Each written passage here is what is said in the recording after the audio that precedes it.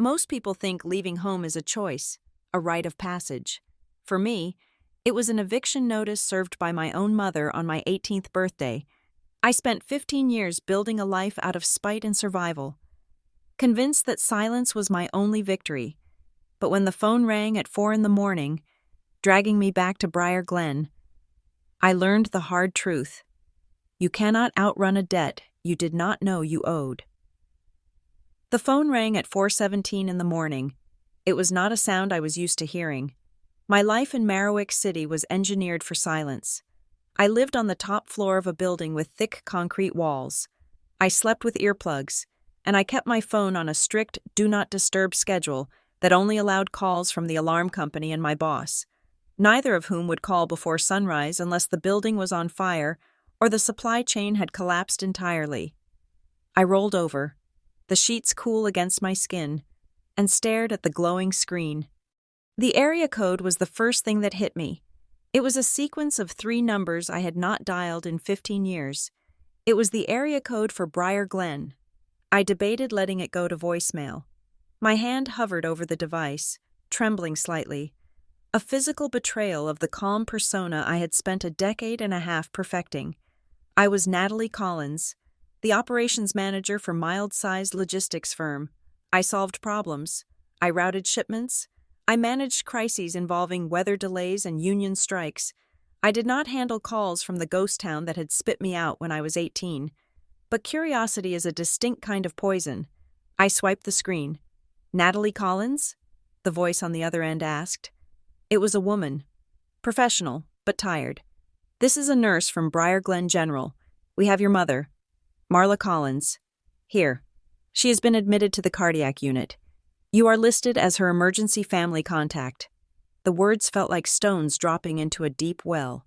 Emergency contact. The absurdity of it made me want to laugh, but my throat was too tight. "I think there is a mistake," I said, my voice raspy with sleep. "I have not spoken to Marla Collins since the Bush administration." "There is no mistake," the nurse said, her tone clipping with the impatience of someone who had a dozen other patients to attend to. "Your name and number are on her intake form, dated 3 months ago. She is stable but sedated. We need someone here to authorize potential procedures if she deteriorates. Are you coming?" I sat up, the room spinning slightly.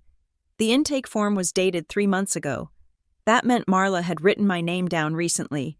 She had thought of me, not to apologize, not to reconcile, but to assign me a job, even in a medical crisis. She was delegating. "I will be there," I said. I hung up and sat on the edge of the bed for a long time. My apartment was bathed in the blue-gray light of early dawn. It was a modest space, but it was mine. I owned the furniture. I owned the coffee maker. I owned the rug under my feet. Everything here was a testament to the fact that I had survived without them. I had a routine. I woke up at 6. I ran 3 miles. I worked until 7. I ate a sensible dinner. I saved 20% of my paycheck. I was safe because I was predictable. Going back to Briar Glen was the most unpredictable thing I could do. I stood up and began to pack. I did not pack emotionally. I packed tactically. 3 days of clothes, a suit for the hospital, because people treat you better when you look like you can sue them, jeans for the motel, toiletries, my laptop, because the logistics of the world did not stop just because my mother's heart had stuttered.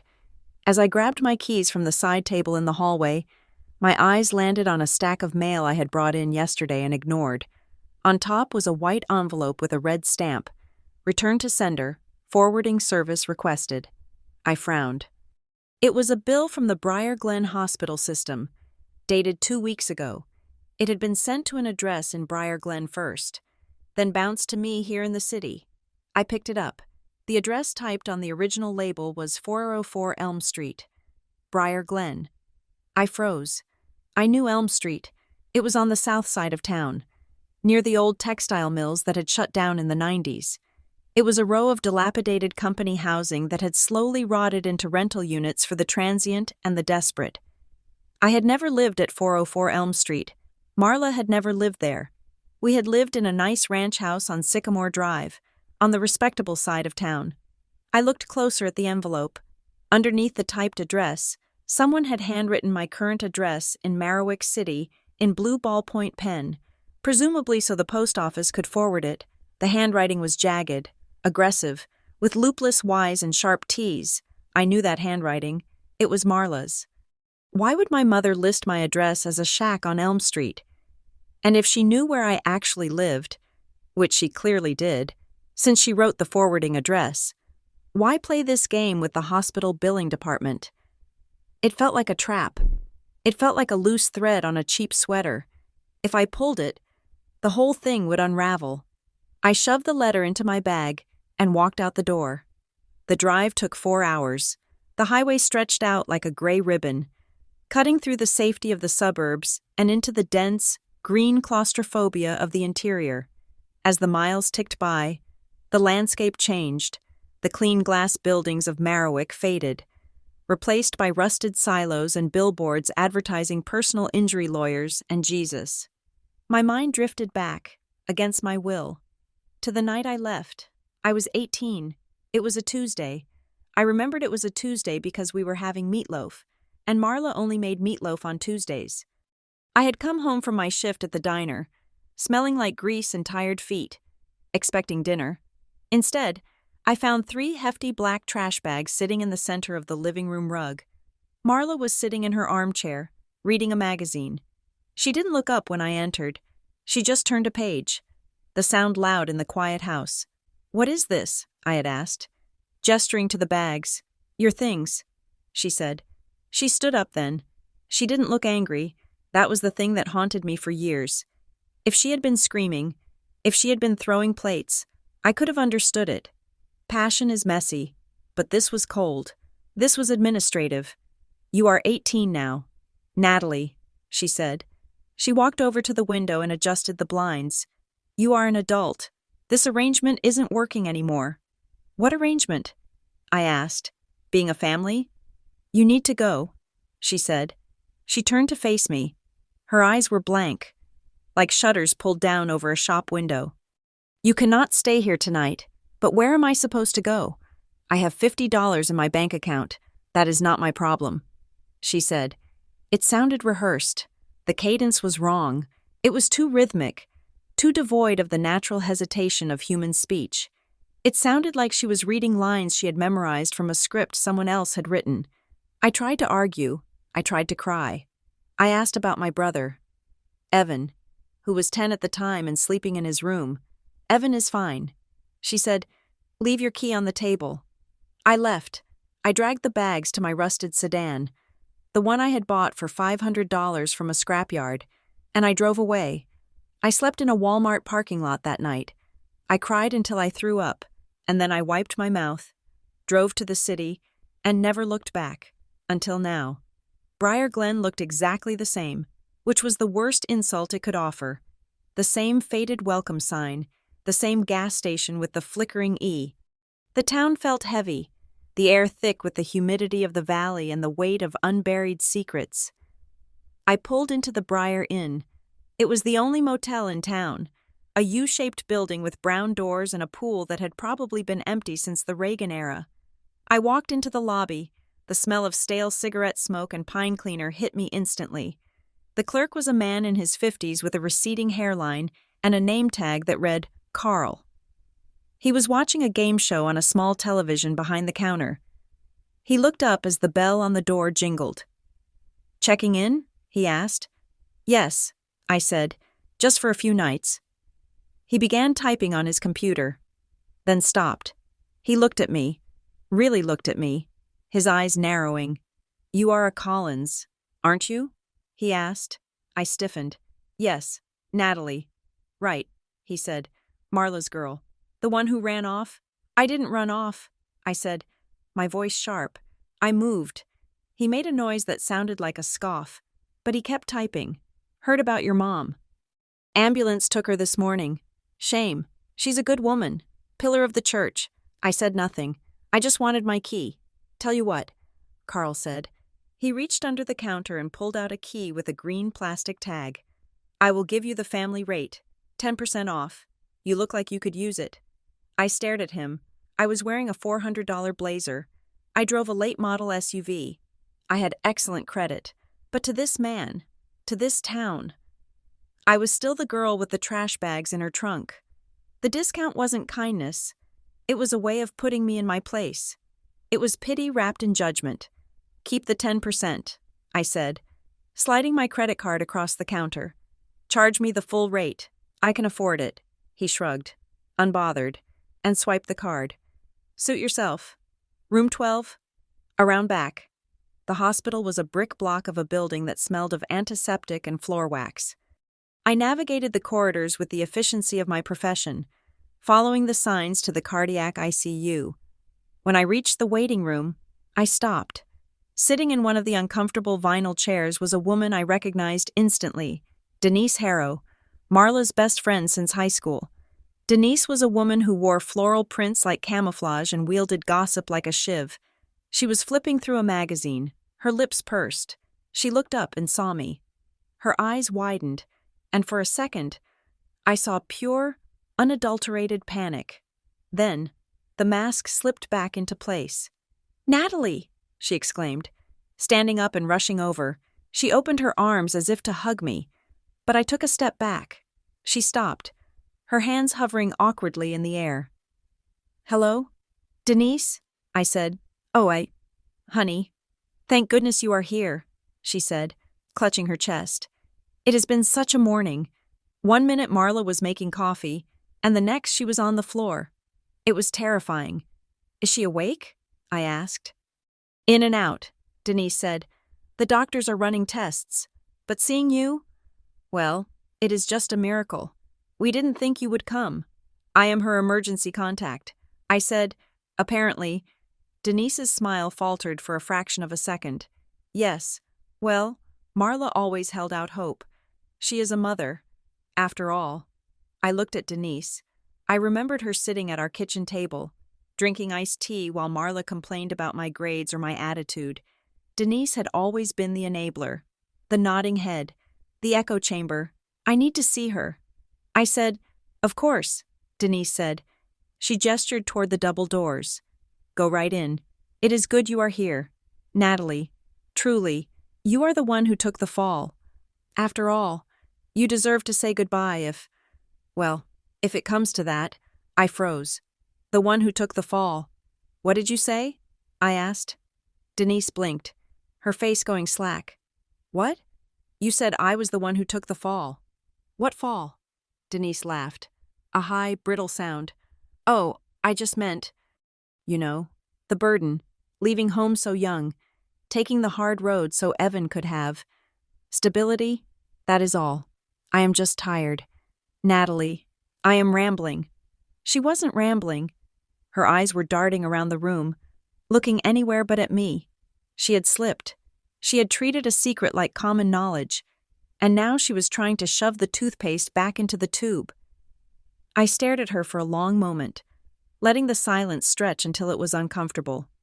Then I turned and walked through the double doors. Marla looked small in the hospital bed. That was the cliché, wasn't it? The tyrant reduced to frail bones and pale skin. But it was true. The wires and tubes seemed to be the only things holding her to the mattress. Her eyes were closed, her breathing shallow and rhythmic. I stood by the bed and felt nothing.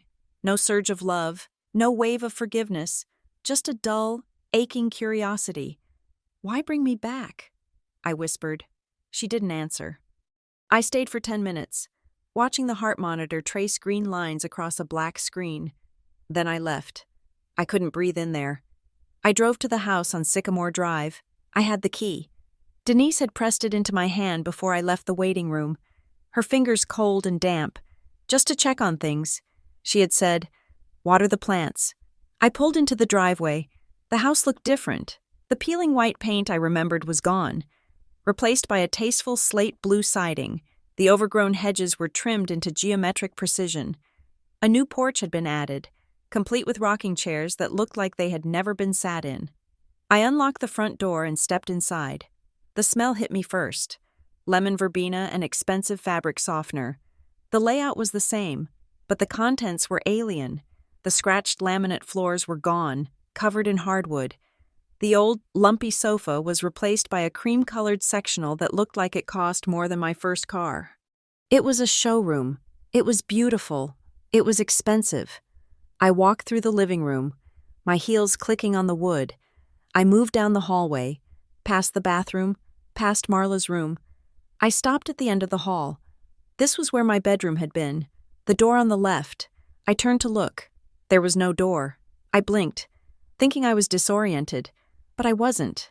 I was standing in the hallway of the house I grew up in, and where my bedroom door should have been.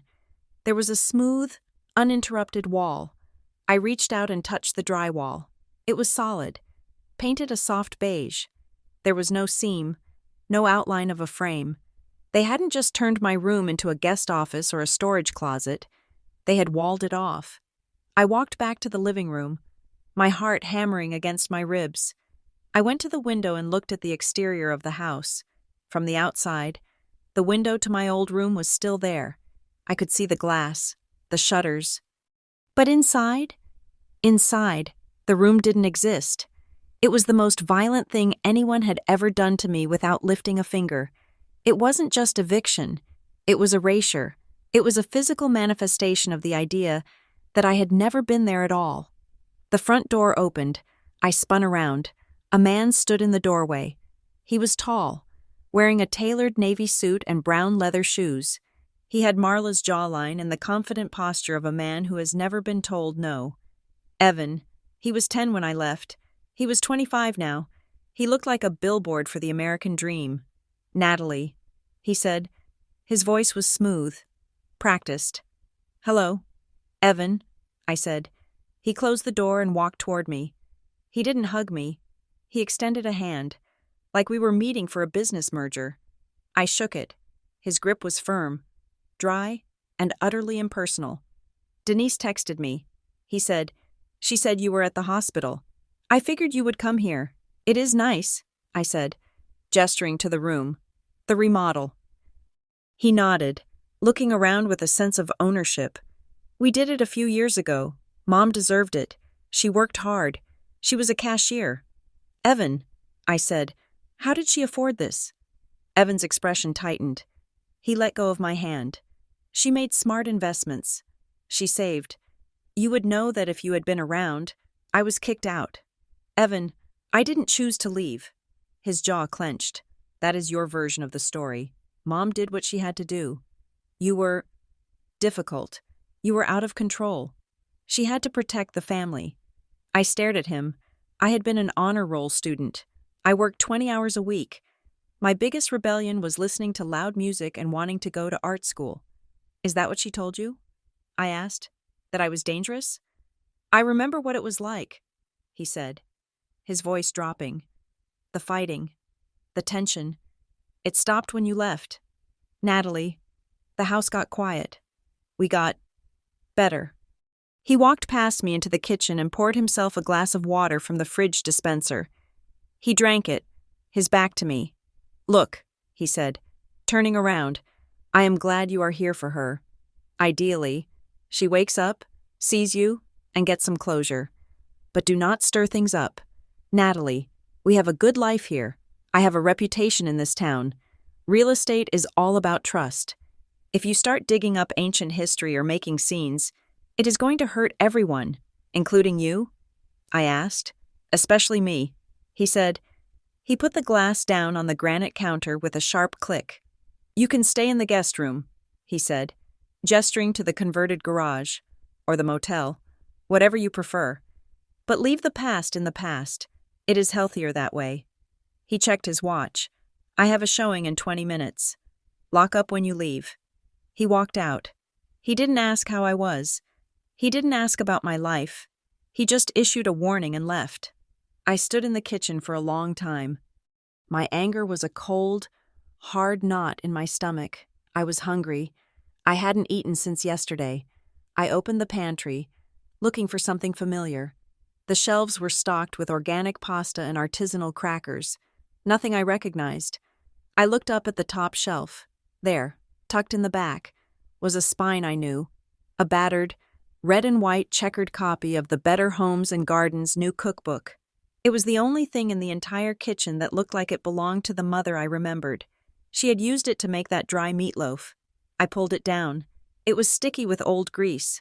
I opened it, flipping through the pages, looking for a recipe, for a memory, for anything that felt real.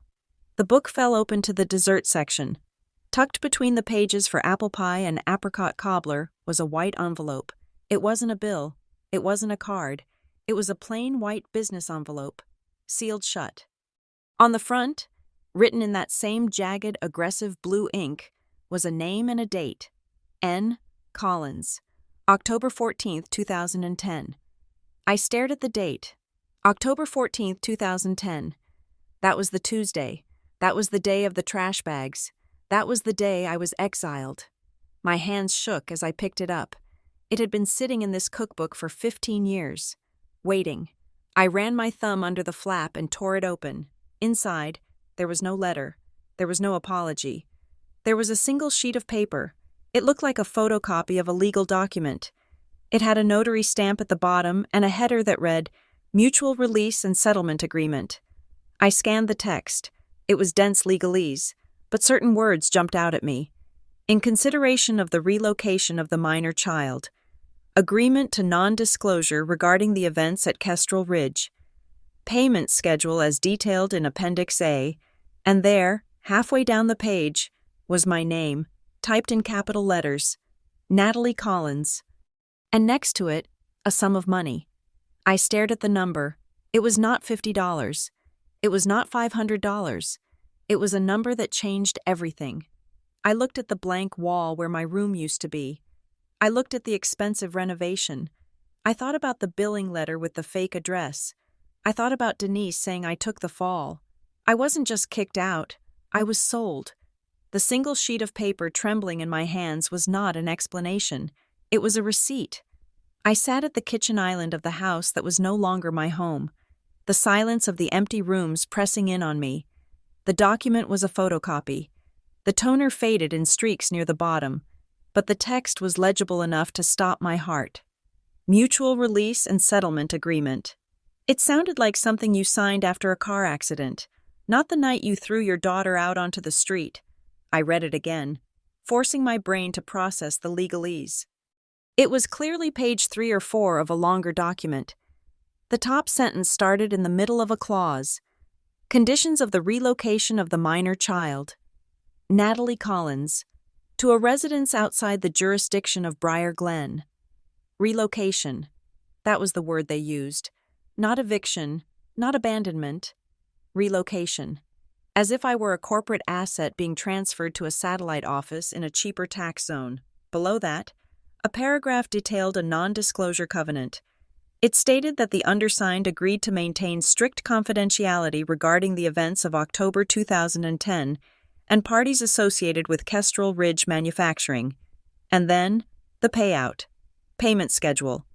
$10,000 upon signature, $5,000 annually for a period of 5 years, contingent upon compliance with Section 4. My name was typed next to the schedule, but I had never seen a dime of this money. I had left with $50 and a bag of clothes. I looked at the date next to the signature line, October 14th, 2010, the day I left. The signature was Marla's. The ink was black and heavy, the loops of her name pressing deep into the paper. Who paid this? And why? Kestrel Ridge Manufacturing. The name triggered a vague memory, a sprawling industrial complex on the north side of town that had made auto parts or appliances. It had shut down a decade ago. Marla had worked there as a cashier in the cafeteria. She ladled soup and punched meal tickets. Why would a factory pay a cafeteria worker $35,000 to relocate her teenage daughter? I folded the paper and shoved it into the inside pocket of my blazer. The shock was receding, replaced by a cold, sharp anger. I didn't just want answers anymore. I wanted a target. I found Denise Harrow in the hospital cafeteria, stirring a packet of artificial sweetener into a cup of gray coffee. She looked tired, her floral blouse wrinkled, the dark circles under her eyes prominent under the fluorescent lights. When she saw me approaching, she put on that same mask of tragedy she had worn earlier. "Natalie," she sighed, "did you go to the house? Is everything all right? I didn't sit down. I stood over her table, blocking the light. I found the cookbook. Denise, her spoon froze in the coffee. She didn't look up. I don't know what you mean, she said, but her voice lacked conviction. The Better Homes and Gardens book, I said, top shelf. Behind the organic quinoa Marla never would have eaten. I found the envelope. Denise slowly placed the spoon on the saucer. The clink was the only sound in the room for a moment. She looked up at me, and the pity was gone. Her eyes were hard, calculating. You shouldn't have gone snooping, she said. That was private. It had my name on it. I snapped. It referenced a payout for my relocation. Where is the rest of the document, Denise? It doesn't matter, she said, waving a hand dismissively. It is old news, ancient history. It matters to me, I said, leaning closer. It says Marla was paid to get rid of me. It says there was a non-disclosure agreement. What is she hiding? What am I not supposed to talk about? Denise let out a sharp, frustrated breath. She looked around the cafeteria to ensure no one was listening, then lowered her voice to a hiss. It was for your protection, Natalie. You were 18. You were wild. You were going to get into trouble. Marla did what she had to do to ensure you had a clean break. A clean break? I laughed. A harsh sound. She threw me out like garbage. She made me homeless. And look at you now, Denise said, gesturing at my suit. You are successful. You are independent. You didn't rot in this town like the rest of them.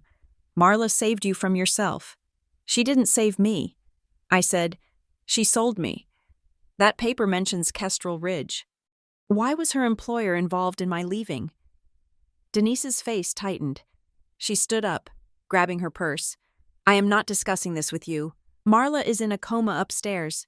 Have some respect. I am not done, I said, stepping into her path.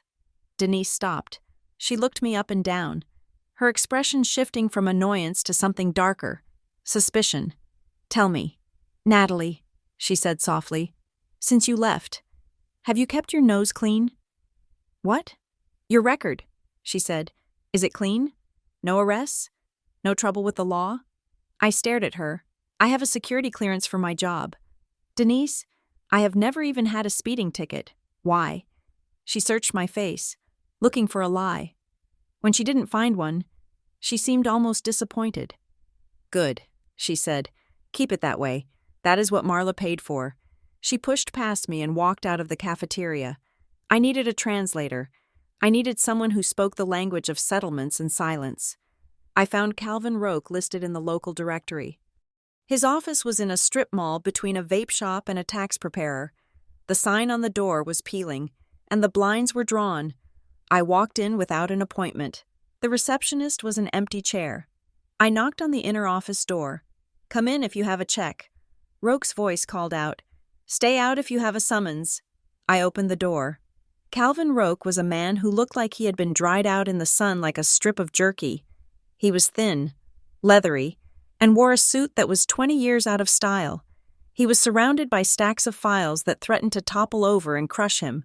He looked up, squinting through reading glasses. You don't look like you have a summons, he said. You look like you want to sue someone.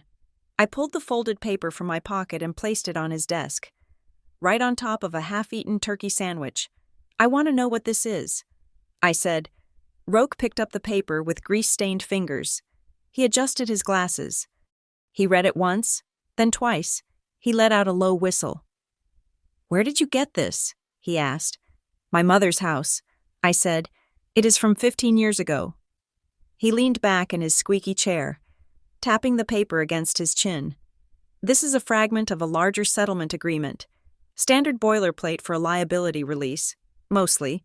But this part here, the relocation clause, that is unusual. Unusual how? Usually, settlements are about money for damages, he said. Injury, wrongful termination, harassment. You pay someone to go away? Sure, but you don't usually mandate where they live. This clause requires the subject, you, I assume, to establish residence outside the county within 48 hours. That is exile. That is biblical. He looked at the bottom of the page. And this notary stamp, he said. pointing to the faded purple circle. "This is interesting. Why? Because this notary, Helen P. Miller, she lost her license in 2012 for fraud," Roque said. "She was stamping things without witnessing signatures, backdating documents. She worked out of a back room at the Kestrel Ridge plant. Kestrel Ridge again. My mother worked there." I said, "She was a cashier in the cafeteria." Roque laughed, a dry hacking sound. "A cashier? Honey, Kestrel Ridge didn't pay cashiers 35 grand to move their kids. They paid that kind of hush money to people who saw things." "Saw what?" Roque leaned forward, his eyes gleaming with the gossip of a small town. "Kestrel Ridge shut down because of a class action lawsuit. Toxic dumping, groundwater contamination, but before that, there were rumors about safety inspections being faked, equipment failures that were covered up. If your mother got a payout like this, she wasn't just serving sloppy joes. She was a witness, or she was leverage. Leverage against whom?" He shrugged. "That is the million-dollar question. But look at the timing. October 2010. That was right when the first EPA investigators started sniffing around. If your mom was a liability, getting her to sign an NDA was smart. Getting her to ship her kid out of town. Well, that sounds like someone wanted to make sure she didn't have any distractions, or any reason to fight back." He handed the paper back to me. "My advice?" he said. "Find the other 9 pages. This one just proves you were a pawn. The rest will tell you who was moving the pieces." I drove back to the house, my mind racing. Marla wasn't just a cruel mother. She was a woman in a vice. The money, the timing, the strange urgency of that night. It all pointed to fear. Evan was in the driveway when I pulled up. He was leaning against his shiny black sedan, talking on his cell phone. He looked agitated. When he saw me, he hung up quickly and shoved the phone into his pocket. "Where have you been?" he asked. "Denise said you accosted her at the hospital." I asked her a question. I said, "Getting out of the car." And she didn't answer it. "Maybe you can." I walked up to him. "Did you know Mom got money when I left?" I asked. $35,000. Evan's face didn't register shock. It registered annoyance. "Is that what this is about?" he asked. "Money? You come back after 15 years and you want a cut?" "I don't want the money. Evan, I want to know why she took it. It came from Kestrel Ridge." "So what?" he said. "She worked there. They closed. It was severance. Severance doesn't come with a clause forcing your daughter to leave town." I said, "And it doesn't happen years before the plant closes. This was hush money." Evan sighed, rubbing his temples. "You are obsessed with this narrative that you were a victim. Mom did the best she could. We were struggling. Natalie, do you remember that? We were broke. We were fine." I said, "We had food. We had the house. We were not fine." Evan snapped. "The bank stopped cashing her checks 3 months before you left. She stopped paying the mortgage in July." I paused. "July? I left in October." "Exactly," Evan said. "She was 4 months behind. We were days away from foreclosure. I found the notices years later in her files. She was drowning. Natalie. And then, she fixed it. She fixed it by selling me out." I said quietly. "She saved the house," Evan shouted, his composure finally cracking. He looked young then, like the scared 10-year-old boy I had left behind. "She saved the roof over my head. Maybe she had to make a hard choice. Maybe she had to take a deal. But she did it for us. For me."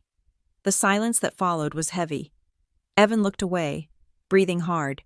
"So you knew," I said. "You knew the money came from my leaving. I suspected." He said, his voice low.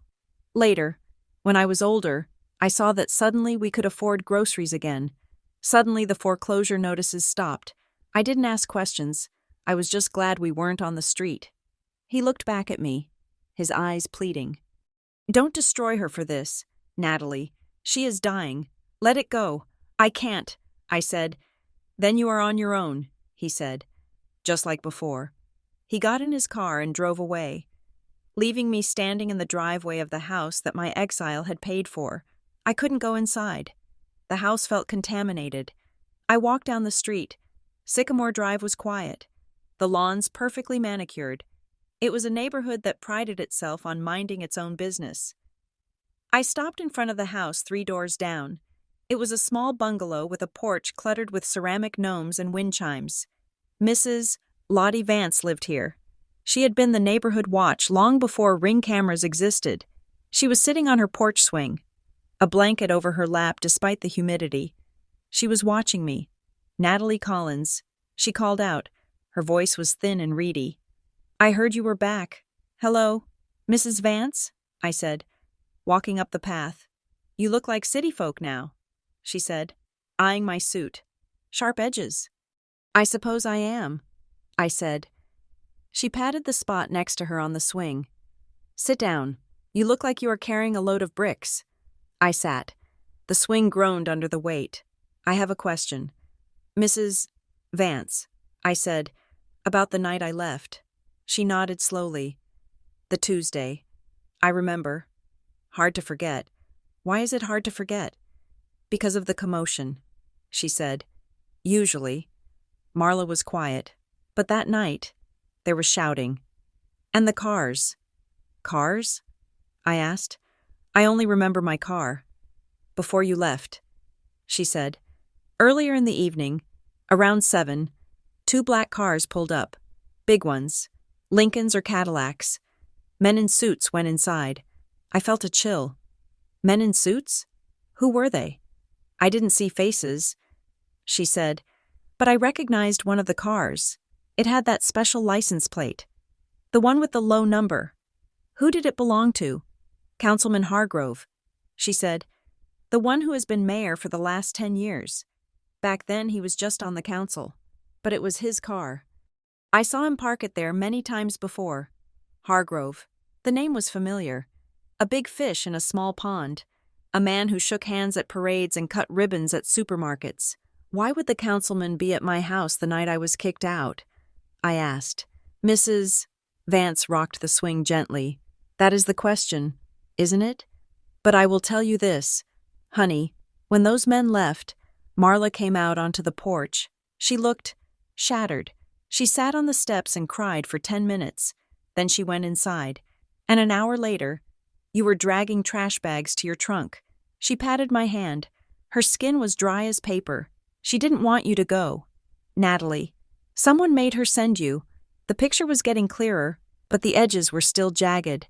A factory settlement, a corrupt notary, a desperate mother facing foreclosure, and a town councilman visiting hours before the eviction. I needed to see the mechanics of it. I needed to see how they had erased me so thoroughly. I drove to Briar Glen High School. It was late afternoon, and the administrative offices were still open. I walked in, flashing a business card that said, "Operations Manager and channeling every ounce of corporate authority I possessed. I need a copy of my transcript." I told the secretary, "and my withdrawal file, from 2010. She looked at me over her glasses, hesitated, but then went to the filing cabinets in the back. Briar Glen wasn't digital 15 years ago. Everything was still in manila folders. She returned with a thick file. "Here you are." I opened it on the counter. I flipped past the report cards, straight A's, perfect attendance, to the back, the withdrawal form. Student name, Natalie Collins. Reason for withdrawal, transfer to out-of-state private institution. Guardian signature, Marla Collins. I stared at the signature. It was smooth, elegant. The loops of the M and the C were perfectly round. It looked nothing like the jagged, aggressive signature on the settlement agreement I had found in the cookbook. And it looked nothing like Marla's real handwriting. Marla's handwriting was spiky. She pressed hard on the pen. This signature floated on the page. It was a forgery, and not just a random forgery. I recognized the style, the overly precise cursive, the flourish on the final S. I had seen it on birthday cards when I was a child. I had seen it on permission slips when Marla was working late. It was Denise's handwriting. Denise had signed me out of school. Denise had forged the document that cut my education short. I took a picture of the form with my phone. The secretary started to object, but I gave her a look that silenced her. I walked out of the school, the ground feeling unsteady beneath my feet. Denise wasn't just a bystander. She was the architect. She was the one who executed the paperwork. My phone rang. I pulled it out, expecting Evan or maybe the hospital. It was my boss, David. From Merriwick City. David? I answered. Is everything okay? Natalie, we have a problem, he said. His voice was cold, formal. What kind of problem? I just got off the phone with HR, he said.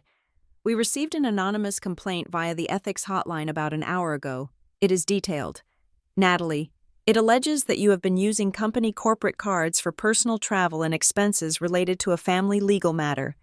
My blood ran cold. That is insane. David, you know I flew here on my own dime. I drove my own car. I haven't charged a cent to the company. They sent screenshots. Natalie, David said, bank transfers, receipts. It looks complex. HR has frozen your access to the system pending an investigation. You are on administrative leave, effective immediately. David, this is a setup. I pleaded. I am in the middle of something here. Someone is trying to... We have to follow protocol, he interrupted.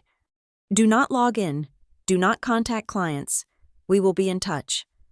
The line went dead. I stood in the parking lot of my old high school, the silence ringing in my ears. Only one person knew where I worked. Only one person knew I was the operations manager. Only one person had my business card. Evan. I had given it to him years ago at a Christmas party we both awkwardly attended at an aunt's house. He had been impressed. He had asked questions. He had just left me in the driveway an hour ago. He had warned me, don't stir things up. It is going to hurt everyone, including you.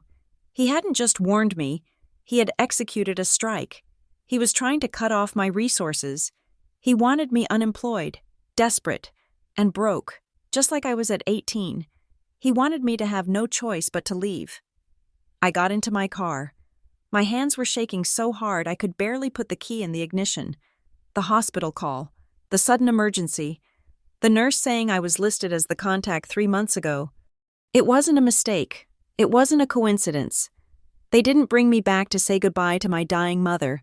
They brought me back because they needed me here.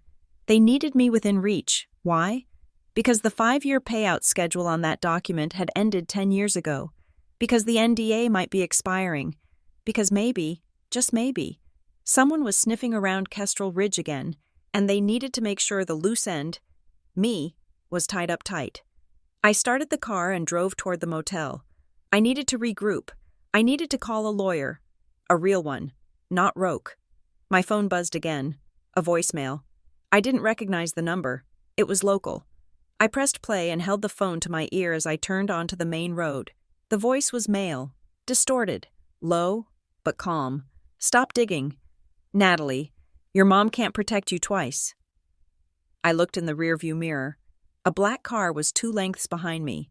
It had tinted windows. I stepped on the gas. The email from Human Resources sat in my inbox like an unexploded ordnance. Subject: Notice of administrative leave pending investigation. I sat on the edge of the sagging mattress in room 12 of the Briar Inn, the glow of my laptop screen illuminating the dust motes dancing in the air. I read the words again: alleged misuse of corporate funds, immediate suspension of access, do not contact clients. My hands were cold.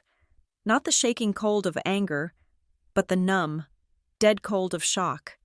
For 15 years, I had built a fortress. My credit score was 810. My performance reviews were impeccable. I arrived at the office at 7 in the morning and left at 7 at night. I was the person who fixed things. I was the person who put out fires. I was reliable. I was safe. And with one anonymous email, someone had taken a sledgehammer to the foundation of my life. I closed the laptop. The screen went black, leaving me staring at my own reflection. Pale, tired, eyes wide with a fear I hadn't felt since I was standing in a Walmart parking lot with $50 in my pocket. That was the goal. I knew it in my bones. Whoever had sent that complaint didn't just want to get me fired. They wanted to destabilize me. They wanted to strip away the resources, the confidence, the identity I had constructed to replace the girl they threw away. They wanted me to be 18 again, helpless, desperate, easy to control. I stood up and paced the small room. The carpet was sticky. The air conditioner rattled like a dying engine. I am not 18, I said aloud. My voice sounded thin in the empty room. I had savings. I had a lawyer in the city I could call. Eventually. But right now, I was in a war zone, and my supply line had just been cut. I couldn't retreat. If I went back to Merriwick City now to fight for my job, I would be leaving the truth buried here in Briar Glen. And if I stayed, I was bleeding money and reputation by the hour. I needed ammunition. I grabbed my keys. If they wanted a fight, they were going to get one. But first, I needed to understand the battlefield.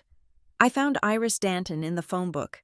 It was an archaic way to find someone, but Briar Glen was an archaic town. She lived on the edge of the county, in a trailer park that had seen better decades. I remembered Iris. She had been a fixture in my childhood. A woman with a beehive of red hair and a laugh that sounded like a car backfiring. She and Marla used to carpool to Kestrel Ridge. They would sit at our kitchen table on Friday nights, drinking cheap wine and complaining about their feet. I pulled up to the trailer. It was painted a faded turquoise. A collection of ceramic frogs sat on the metal steps. I knocked. A minute later, the door creaked open. Iris stood there. The red hair was gray now, cut short and practical. She wore a stained apron and held a cigarette in one hand. "Can I help you?" she asked, squinting through the screen. "Hello?" "Iris," I said. "It is Natalie, Marla's daughter." Her eyes widened. She took a step back, as if she had seen a ghost. "Natalie?" she whispered. "Lord have mercy. I heard you were back. I didn't believe it. I need to talk to you. Iris, about Mom, and about Kestrel Ridge." She hesitated, her gaze darting to the street behind me. "I don't work there anymore. Honey, nobody does. Place has been shut down for years. I know." I said, "But I found something. A settlement agreement. My name was on it." Iris froze. The cigarette ash fell onto the linoleum floor, unheeded. She looked at me for a long, heavy moment, then she unlocked the screen door. "You better come in," she said. The trailer smelled of cinnamon and stale smoke. Iris poured me a glass of iced tea that was more sugar than water. We sat at a small formica table. "You found the papers?" she asked, her voice low. "I found one page," I said. "It mentioned a payout, relocation, non-disclosure. Why would the factory pay to relocate me?" "Iris? I was a teenager. I didn't work there." Iris lit another cigarette, her hands trembling slightly. She took a deep drag and blew the smoke toward the ceiling. "Your mama was scared. Natalie, you have to understand that. We all were." "Scared of what?" "The inspections," she said. 2010. That was the year everything started to crack. The EPA was sniffing around the groundwater. Sure, but inside? Inside it was worse. The safety reports on the assembly line, they were fake, all of them. She leaned in, her eyes intense. We had machines that were bypassing safety guards to speed up production. We had chemical leaks in the cafeteria kitchen that they just painted over. Marla saw the books. She was a cashier. I said, "She was the shift lead for the cafeteria." Iris corrected, "But she also cleaned the manager's office on weekends for extra cash." She saw papers on his desk, memos about the falsified reports, memos about how much money they were saving by risking our lives. And she threatened to talk? Iris laughed. A bitter sound. "Marla?" "No. Marla never threatened anyone. She was too afraid of losing her paycheck. But they knew she saw it, and they knew she was vulnerable." "Vulnerable how?" "Because of you," Iris said softly. I stiffened. "Me? I was a kid. I was getting straight A's." "That is not the story they told," Iris said. "When the company lawyers started circling, looking for leverage on the witnesses, they dug into everyone's life. They told Marla that if she testified, or if she even whispered to the investigators, they would destroy her character. They would paint her as an unfit mother, a woman with a wild, dangerous daughter who was out of control." My mouth fell open. "That is a lie." "It didn't matter if it was a lie," Iris said. "It mattered if it stuck." They told her that her credibility hinged on her home life. If she had a chaotic house, she was an unreliable witness, so they offered her a deal. I felt the blood draining from my face. "What deal?" "Money," Iris said. Enough to pay off the house. Enough to set Evan up, in exchange for her silence. But there was a condition. She had to prove she was handling the problem. She had to prove she was a strict, responsible parent who put discipline first. I stared at her. The room seemed to tilt. "You are telling me," I said, my voice shaking, "that she kicked me out to prove a point to a corporate lawyer?" Iris looked down at her hands. "She kicked you out to make herself look stable. Natalie, to show them she was in control, and to get you out of town so the investigators couldn't interview you. If you were gone, relocated, as they called it, you couldn't contradict her story. You couldn't tell them that she was actually a good mom, or that the house was normal. Your absence let them write whatever narrative they wanted." I felt sick. Physically sick. "She sacrificed me," I whispered, "to keep her standing, to keep the money." "She chose the child she could sacrifice," Iris said, her voice sad. "Evan was the golden boy. You were the strong one. She told herself you could handle it. She told herself you would survive." I stood up. The chair scraped loudly against the floor. She was right. I said, "I did survive, but she is going to wish I hadn't." I left the trailer park and drove to the county clerk's office. The anger was a living thing now, coiling in my chest. I needed proof. Iris's word was good, but it wasn't evidence. I needed to follow the money. I sat at a computer terminal in the basement of the courthouse. The fluorescent lights hummed overhead. I typed in Marla Collins. Nothing. No property transfers other than the original deed. No large judgments. I typed in Evan Collins. Nothing significant. A car loan. I sat back, frustrated. $35,000, plus $5,000 a year for 5 years, had to go somewhere. You don't just stuff that kind of cash under a mattress, especially not if you are paying for college tuition and home renovations. I thought about the hospital bill, the way Marla had misspelled my address, the way she had hidden the truth in plain sight. I thought about the settlement page. Relocation of the minor child. Maybe she didn't hide the money under her name. Maybe she hid it under a name that looked like hers, but wasn't. I typed in Collins, Collens. The screen refreshed. A list of filings appeared. Trust indenture. The Collins family. Revocable trust. Filed. November 2010. Trustee. Denise Harrow. I clicked on the details. The trust was established 1 month after I left. The assets listed were vague, cash holdings and future disbursements, but the beneficiary wasn't Marla. It was Evan J. Collins, and there was a secondary beneficiary listed, buried in the fine print. Natalie M. Collins. I stared at the screen. She had created a trust with a typo in the last name. It was just close enough to claim it was a clerical error if caught, but just wrong enough to keep it off a standard background check or credit report. I looked at the transaction history attached to the public filing. There were annual deposits of $5,000. Starting in 2011 and ending in 2015, the money was there. It had been there the whole time, but I had never seen a penny. I looked at the trustee name again. Denise Harrow. Denise had control of the money. Denise had the checkbook. Denise had forged my school withdrawal. And Denise had looked me in the eye this morning and asked if my record was clean. I printed the documents. I folded them neatly and put them in my purse. I needed to see Evan. I found him at his real estate office on Main Street. It was a glass-walled fishbowl with photos of colonial houses in the window. He was sitting at his desk, laughing into a phone headset. I walked in. The receptionist tried to stop me, but I walked past her desk like she didn't exist. I opened the door to Evan's office. "Natalie," he said, surprised. "I am on a call. Hang up," I said. He looked at my face. He saw something there that made him stop smiling. He murmured an apology to the client and took off the headset.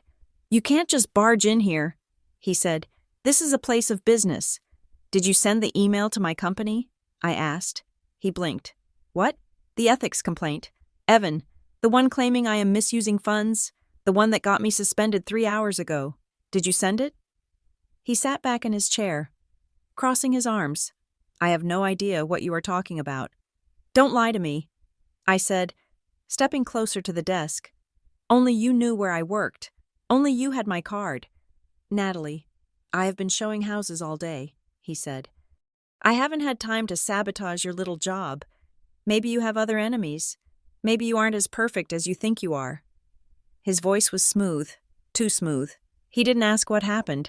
He didn't ask if I was okay. He went straight to defense. It was practiced. It was the reaction of a man who had rehearsed the conversation in the shower that morning. I looked at him, really looked at him. The expensive suit, the manicured nails, the confidence. You knew about the trust, didn't you? I asked. The Collins Trust, with an E. His left eye twitched, a tiny, microscopic spasm. I don't know what that is. He said, You are the beneficiary. Evan, Denise is the trustee. That is how you paid for college. That is how Mom paid off the house. It was blood money from Kestrel Ridge, laundered through a trust with a fake name. He stood up. Get out. You took the money. I said, You took the money that was paid for my exile, and you used it to become this. I said, Get out, he shouted. He was shaking, not with fear, but with rage. The Golden Boy facade was cracking. I turned to the door. I will leave, I said. But Evan, if you think getting me fired is going to stop me, you have severely underestimated how much I learned about survival while you were living off my settlement. I walked out. I didn't look back. The hospital was quiet in the early evening. The shift change had just happened, and the corridors were filled with the murmur of nurses and the squeak of rubber-soled shoes. I walked into Marla's room. She was awake. She was propped up on pillows, looking out the window at the parking lot. She looked small. The formidable woman who had handed me trash bags was gone, replaced by this fragile stranger. She turned her head when I entered. Her eyes were cloudy, confused. Natalie? She whispered. Hello? Marla. I said. I didn't call her Mom. I couldn't. You came, she said. Her voice was scratchy. Denise said you wouldn't come. Denise says a lot of things. I said. I pulled a chair up to the bed. I sat down, keeping a distance. I didn't hold her hand. Why? I asked. She blinked. Why what? Why did you do it? Why did you kick me out? She looked away, her fingers plucking at the thin blanket. You were difficult. We couldn't. Stop it, I said sharply. Stop the script. I know about Kestrel Ridge. I know about the safety reports. I know about the deal. Marla froze. Her hand stopped moving. She turned back to me, and for the first time, I saw genuine fear in her eyes. Not the performative fear of a victim, but the visceral fear of someone whose secrets have been dug up. You know, she breathed. I know you sold me. I said, I know you traded me for a payout and a clean reputation. You let them paint me as the problem so you could look like the solution. Marla's chin trembled. Tears began to pool in her eyes. I didn't have a choice, she whispered. Her voice broke. They were going to take the house. Natalie. They were going to ruin us. Your father. He left us with nothing.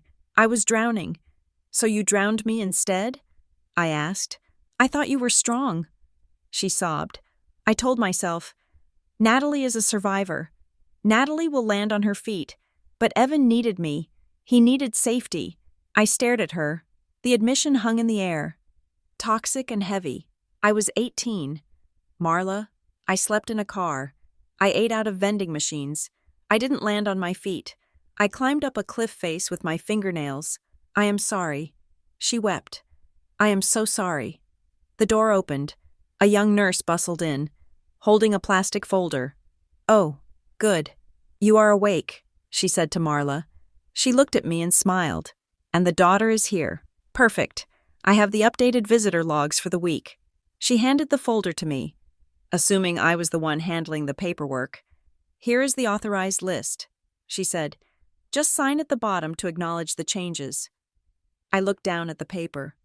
Authorized visitors for Marla Collins, Denise Harrow. Medical power of attorney, Evan Collins. Natalie Collins. Added, December 28th, 2025.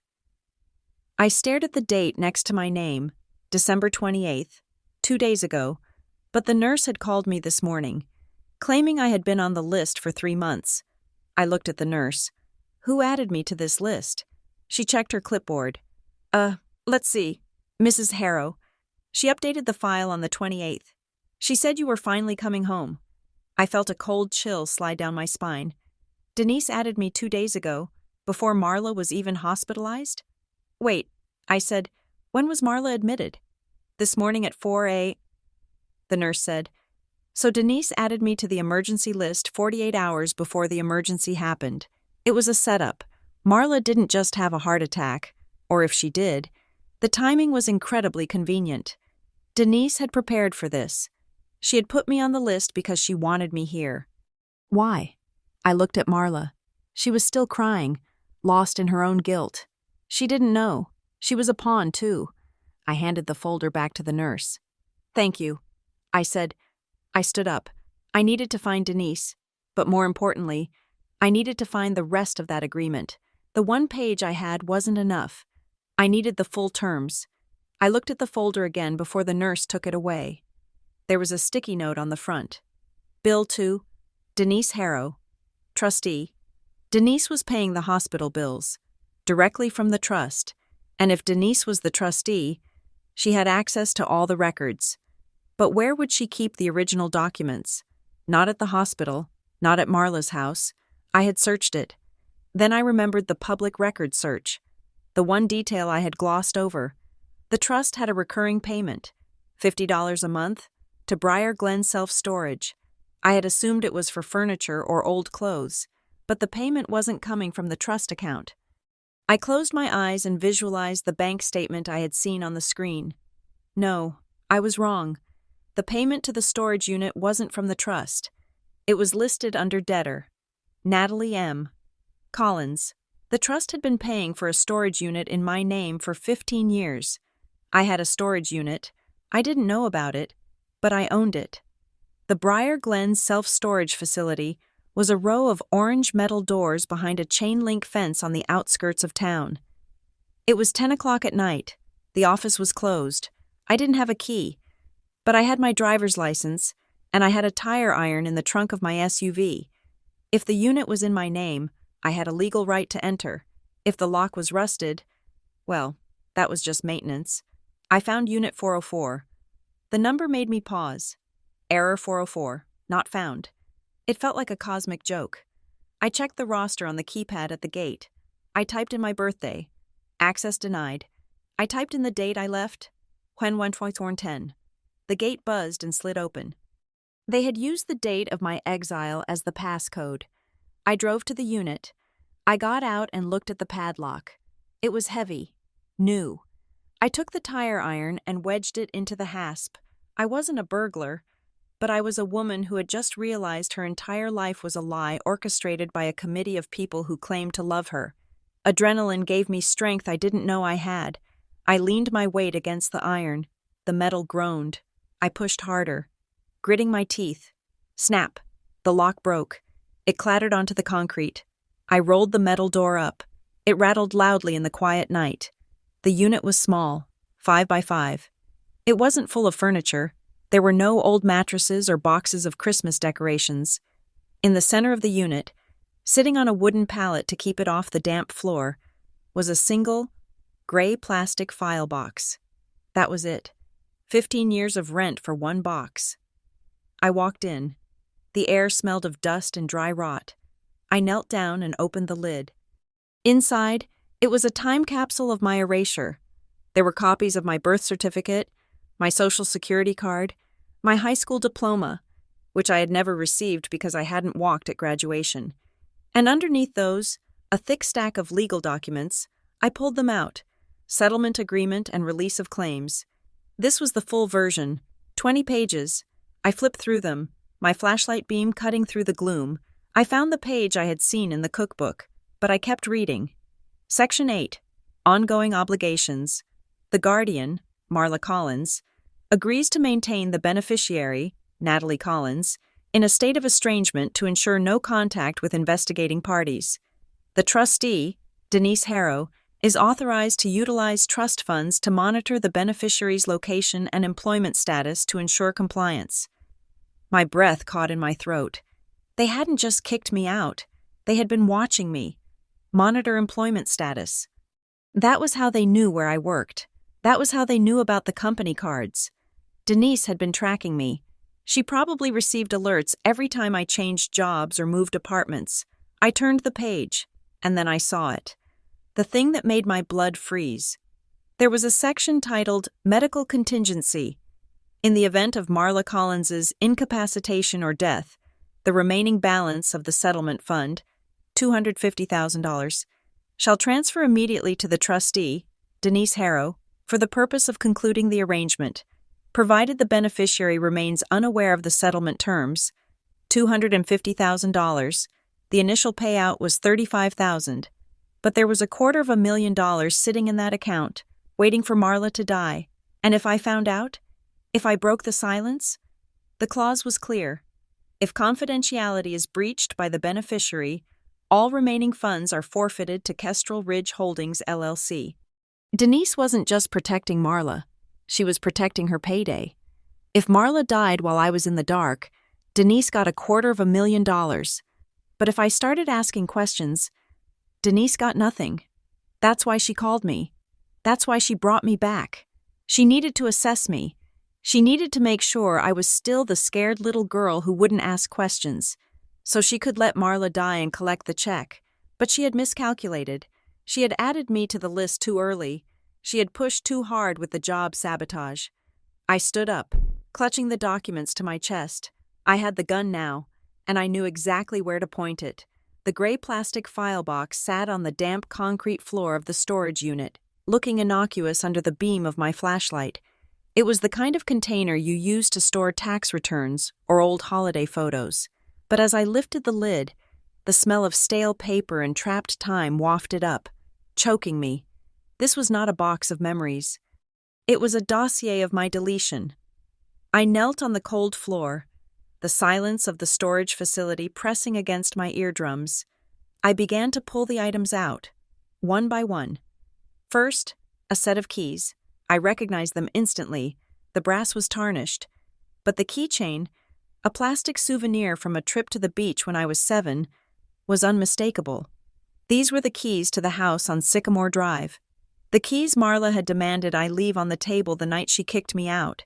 She hadn't thrown them away. She hadn't given them to Evan. She had boxed them up and paid rent on them for 15 years. It was a sterile, bureaucratic preservation of the access she had denied me. Next, a stack of envelopes. My heart hammered against my ribs. These were letters. Not letters I had received, but letters I had written. I remembered writing them during that first hellish year in the city, when I was sleeping on a friend's couch and working 2 waitressing jobs. I had written to Evan. I had written to Marla, begging to come home, apologizing for things I hadn't done. They were all here, opened, read, and filed. They had never reached Evan. Marla, or Denise, had intercepted them, cataloged them, and stored them here. Proof that I had tried to reach out. Proof that my silence wasn't voluntary. And then, the legal documents. I picked up the heavy sheaf of papers I had glimpsed earlier. The settlement agreement and release of claims. I moved the flashlight closer, forcing my eyes to focus on the fine print that had defined my adulthood. The language was clinical, stripping the emotion from the act of destroying a family. Clause 4. Family compliance and relocation. In exchange for the settlement amount, the witness, Marla Collins, agrees to the immediate relocation of the dependent, Natalie Collins, to a jurisdiction no less than 50 miles from the Briar Glen municipality. The witness agrees that the dependent shall not be informed of the nature of this agreement or the underlying litigation regarding Kestrel Ridge Manufacturing. I read it twice. Relocation. It sounded like a witness protection program, but without the protection. I turned the page. Clause 9. Clawback and penalties. In the event of a breach of confidentiality by the witness or any associate of the witness, defined herein as immediate family members, the settlement amount shall be repaid in full to Kestrel Ridge Holdings, along with interest calculated at a rate of 6% per annum. Furthermore, the The witness acknowledges that a breach exposes her to civil liability for defamation and tortious interference. The math hit me like a physical blow. $35,000, plus $5,000 a year for 5 years. That was $60,000 in principal. With 15 years of interest, we were talking about a debt of over $100,000. If I spoke up, Marla didn't just lose her reputation. She lost everything. She would be bankrupt. The house on Sycamore Drive, the renovation, the stability she had bought with my exile, it would all be repossessed by the ghost of a dead factory. I sat back on my heels, the papers crinkling in my grip. For years, I had told myself Marla hated me. I had told myself she was cruel, that she preferred Evan, that I was the black sheep. But this document suggested something more twisted. Marla didn't kick me out because she hated me. She kicked me out because she was terrified. She believed she was saving the family. She was drowning in debt, facing foreclosure, and terrifying corporate lawyers were threatening to destroy her. So she made a calculation. She cut off the limb to save the body. She turned me into collateral. It was a sick, complicated form of mercy. She gave me a hard shove into the world so she could keep the roof over Evan's head. She sacrificed her relationship with her daughter to secure her son's future. I felt a wave of nausea. It would have been easier if she had just hated me. Hate is clean. Hate is simple. This was a tragedy wrapped in a contract. But then my eyes fell on the signature line of the trustee authorization form at the bottom of the stack. Denise Harrow. The signature was flourished, triumphant. Marla might have acted out of fear. But Denise? Denise had facilitated this. Denise had managed the paperwork. Denise was the one who added me to the visitor list 2 days ago to trigger the contingency clause. I packed the box. I took everything. The keys, the letters, the damning contract. I wasn't leaving anything behind. I drove straight to Denise's house. It was nearly midnight. The suburbs of Briar Glen were asleep, the streets dark and silent. Denise lived in a townhouse near the country club, a place that reeked of pretension and HOA fees. I walked up the driveway. I didn't care about politeness. I didn't care about the hour. I pounded on the front door. The sound echoed like a gunshot in the quiet night. No answer. I pounded again. Open the door. "Denise!" I shouted. "I know you are in there." A light flickered on in the upstairs window. A moment later, the porch light blinded me. The door opened a crack. The chain still engaged. Denise peered out, her face smeared with night cream, her eyes wide with alarm. "Natalie, have you lost your mind? It is the middle of the night. Open the door," I said, holding up the file box, "or I will sit on your lawn and read these documents to the neighbors through a megaphone." Denise looked at the box. Her face went pale beneath the cream.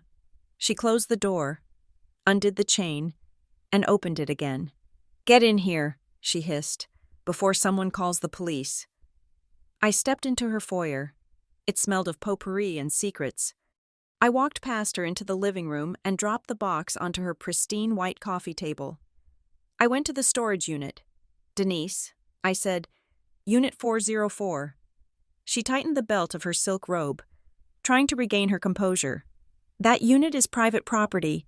It is in my name," I said. "You paid for it with the trust, but you put it in my name. That makes it mine, and everything inside it is mine." I pointed a finger at her. I saw the clawback clause. I saw the relocation agreement. I know Marla sold me to save the house, but you are the one who forged the school papers. You are the one who managed the money. You are the one who kept the letters I wrote to Evan. Denise walked over to the sideboard and poured herself a drink. Her hand was shaking, but she didn't look apologetic.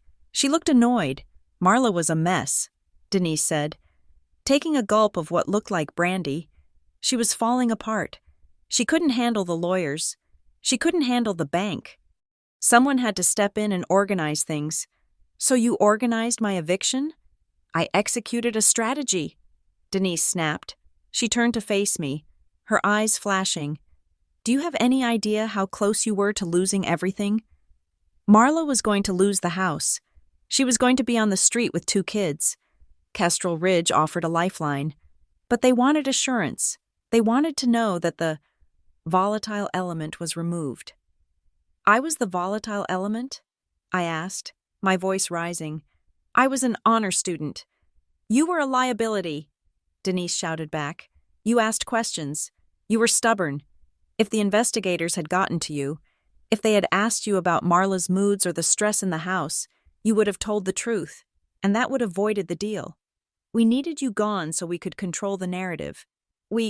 I repeated. You keep saying, we. Marla asked for my help, Denise said, lifting her chin. She couldn't do it alone. She begged me to handle the details, the notary, the trust, the letters. I did it for her. You enjoyed it, I said, realizing the truth as I said it. You liked having the power. You liked holding the purse strings. You liked knowing that you were the only reason Marla Collins had a roof over her head. Denise smiled. It was a cold, tight smile. Someone has to be the adult. Natalie, Marla is weak. She always has been. She needed a manager. And I saved her. I saved Evan. And you made yourself the beneficiary of the contingency fund. I said, $250,000 if Marla dies and I stay quiet. That is why you are paying her hospital bills. That is why you are hovering over her bed. You are waiting for your payday. Denise's face hardened.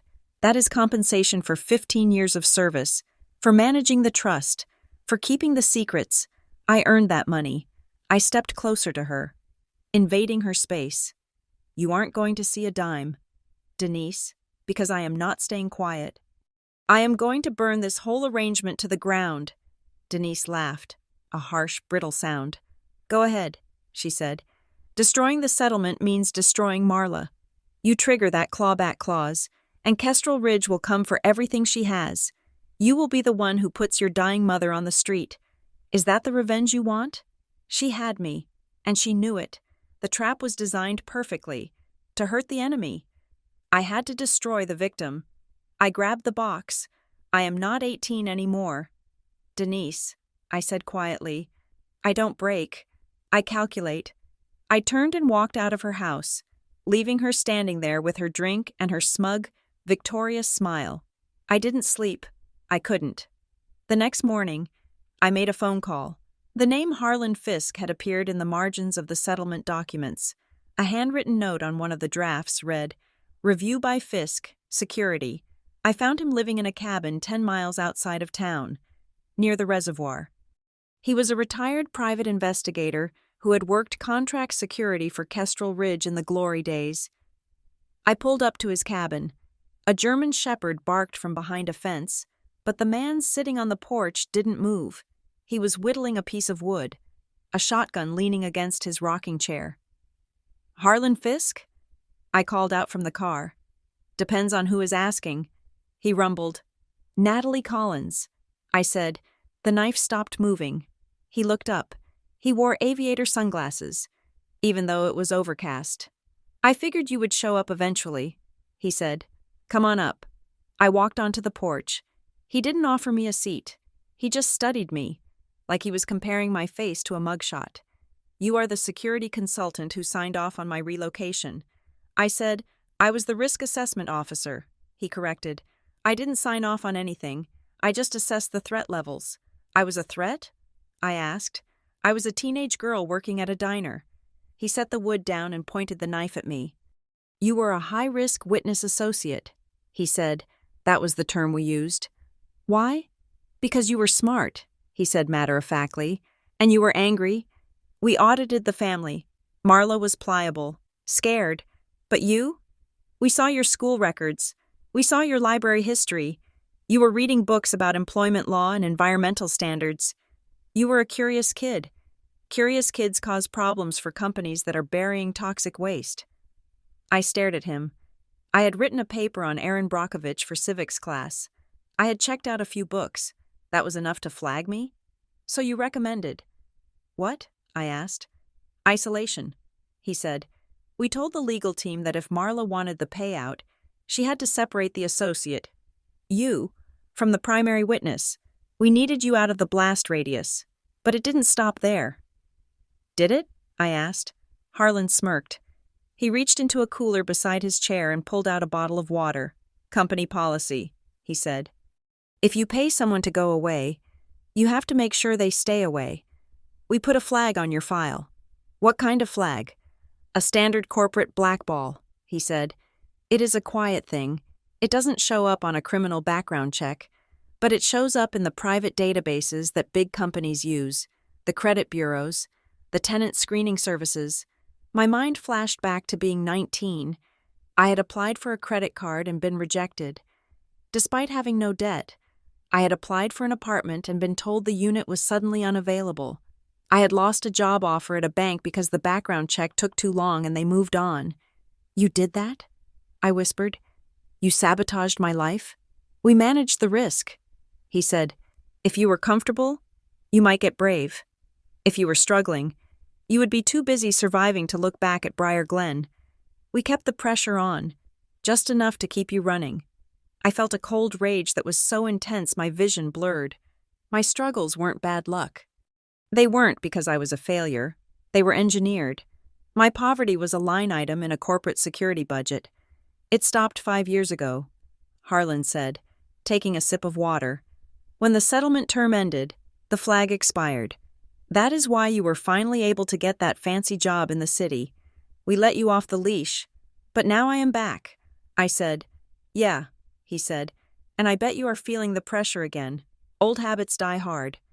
Miss Collins, I looked at this man, this retired mercenary who had treated my life like a variable in an equation. You destroyed my youth. I said, I did my job. He said, and your mom got paid. Don't act like she wasn't part of it. She signed the papers. She cashed the checks. He picked up his wood carving again. Go home, girl. You can't fight Kestrel Ridge. Even the ghost of it is stronger than you. I drove back to the motel, my knuckles white on the steering wheel. Harlan was wrong. I wasn't the 19-year-old girl who could be crushed by a rejected credit application anymore. I was an operations manager. I knew how systems worked. I knew that every system had a weak point, and I had the documents. I went into my room and set up a command center on the wobbly desk. I scanned the settlement agreement with my phone. I scanned the visitor logs. I scanned the letters. I called the lawyer in Merriwick City, the one I had been hesitant to involve. David? I said when he picked up. It is Natalie. I need you to open a file. Natalie, you are on administrative leave, he warned. This isn't about the company. I said, this is about a whistleblower retaliation case, but not against my employer, against a defunct corporation called Kestrel Ridge, and a fraudulent trust managed by a woman named Denise Harrow. I gave him the broad strokes, the settlement, the forgery, the coercion, the blacklisting. He listened, his silence growing heavy. Natalie, he said finally, if what you are saying is true, this is a RICO case. This is racketeering, conspiracy, wire fraud. I have the documents. David, I have the paper trail. Okay, he said, his voice shifting from cautious to professional. I am in. But you need to link the current attack on your job, the anonymous email, to this conspiracy. We need to prove that the intimidation is ongoing. That connects the past to the present and gives us grounds to sue for immediate damages. I can do that. I said, how? Because I know who sent the email. I said, and I am going to make him admit it. I spent the rest of the afternoon building my case. I wasn't just reacting anymore. I was strategizing. I looked at the clawback clause again. It was my greatest weakness, but it was also a weapon. If I could prove that the settlement was signed under duress, that Marla was coerced, I could potentially void the contract.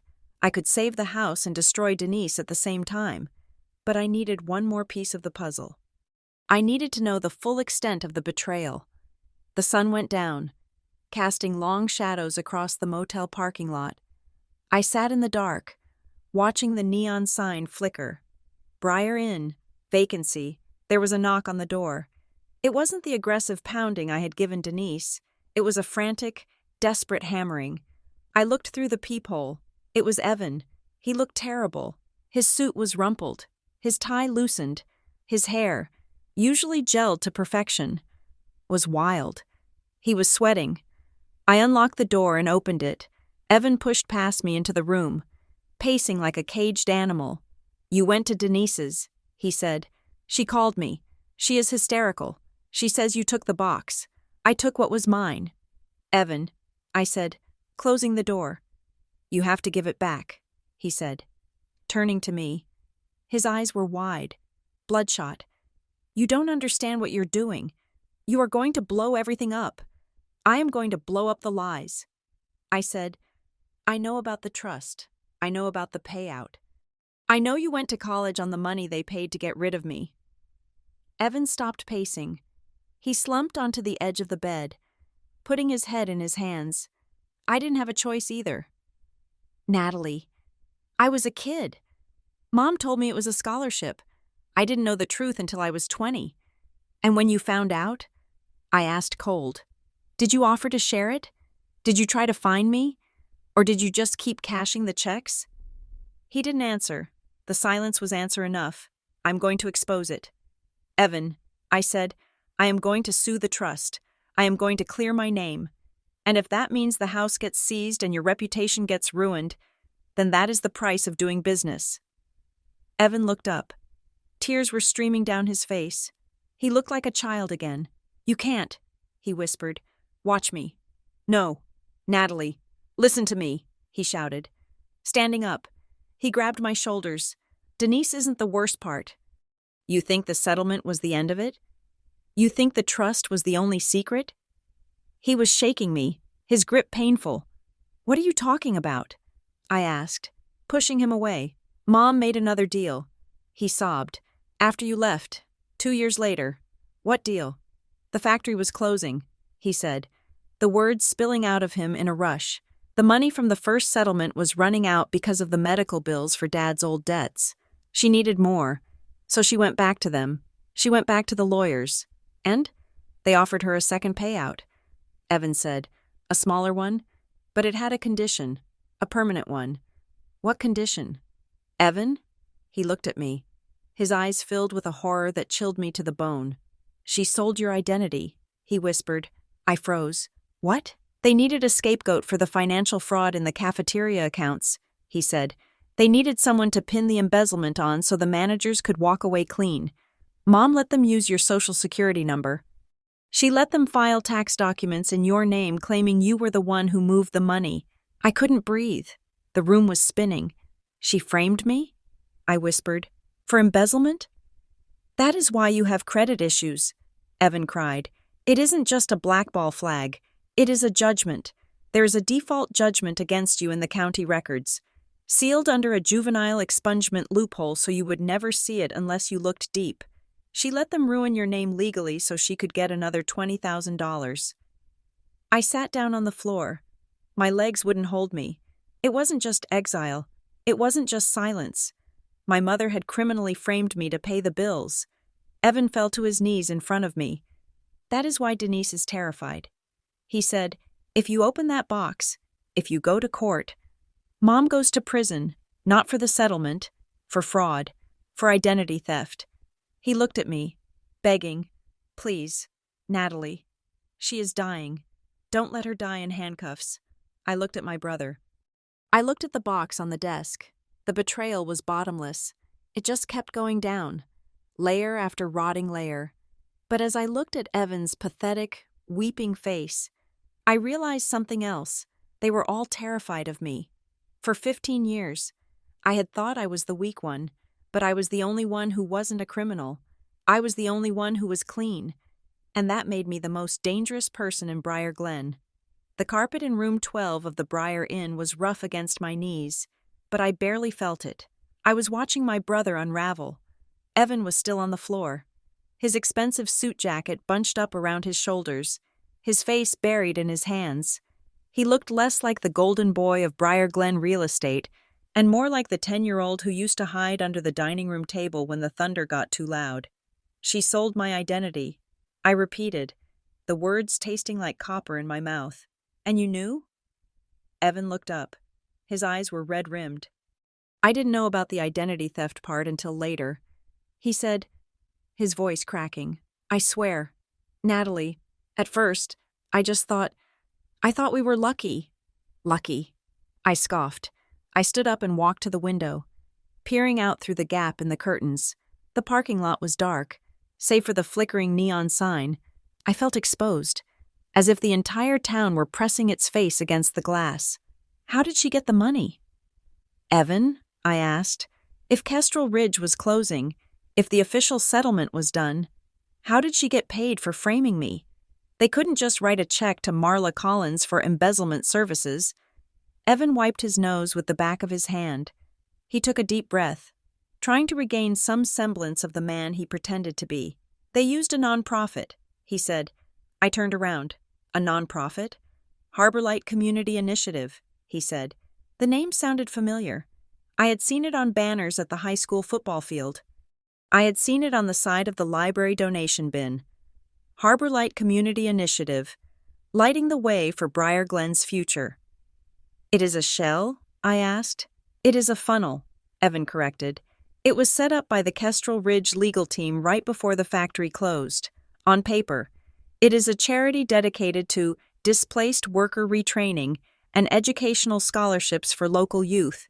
But in reality, it is how they pay off the people who know where the bodies are buried. He stood up, brushing off his knees, his composure slowly returning now that the worst was out. That is how my tuition was paid. Natalie, I didn't get the Rotary Club scholarship. I didn't get the State Merit Award. Mom told me I did. But I didn't.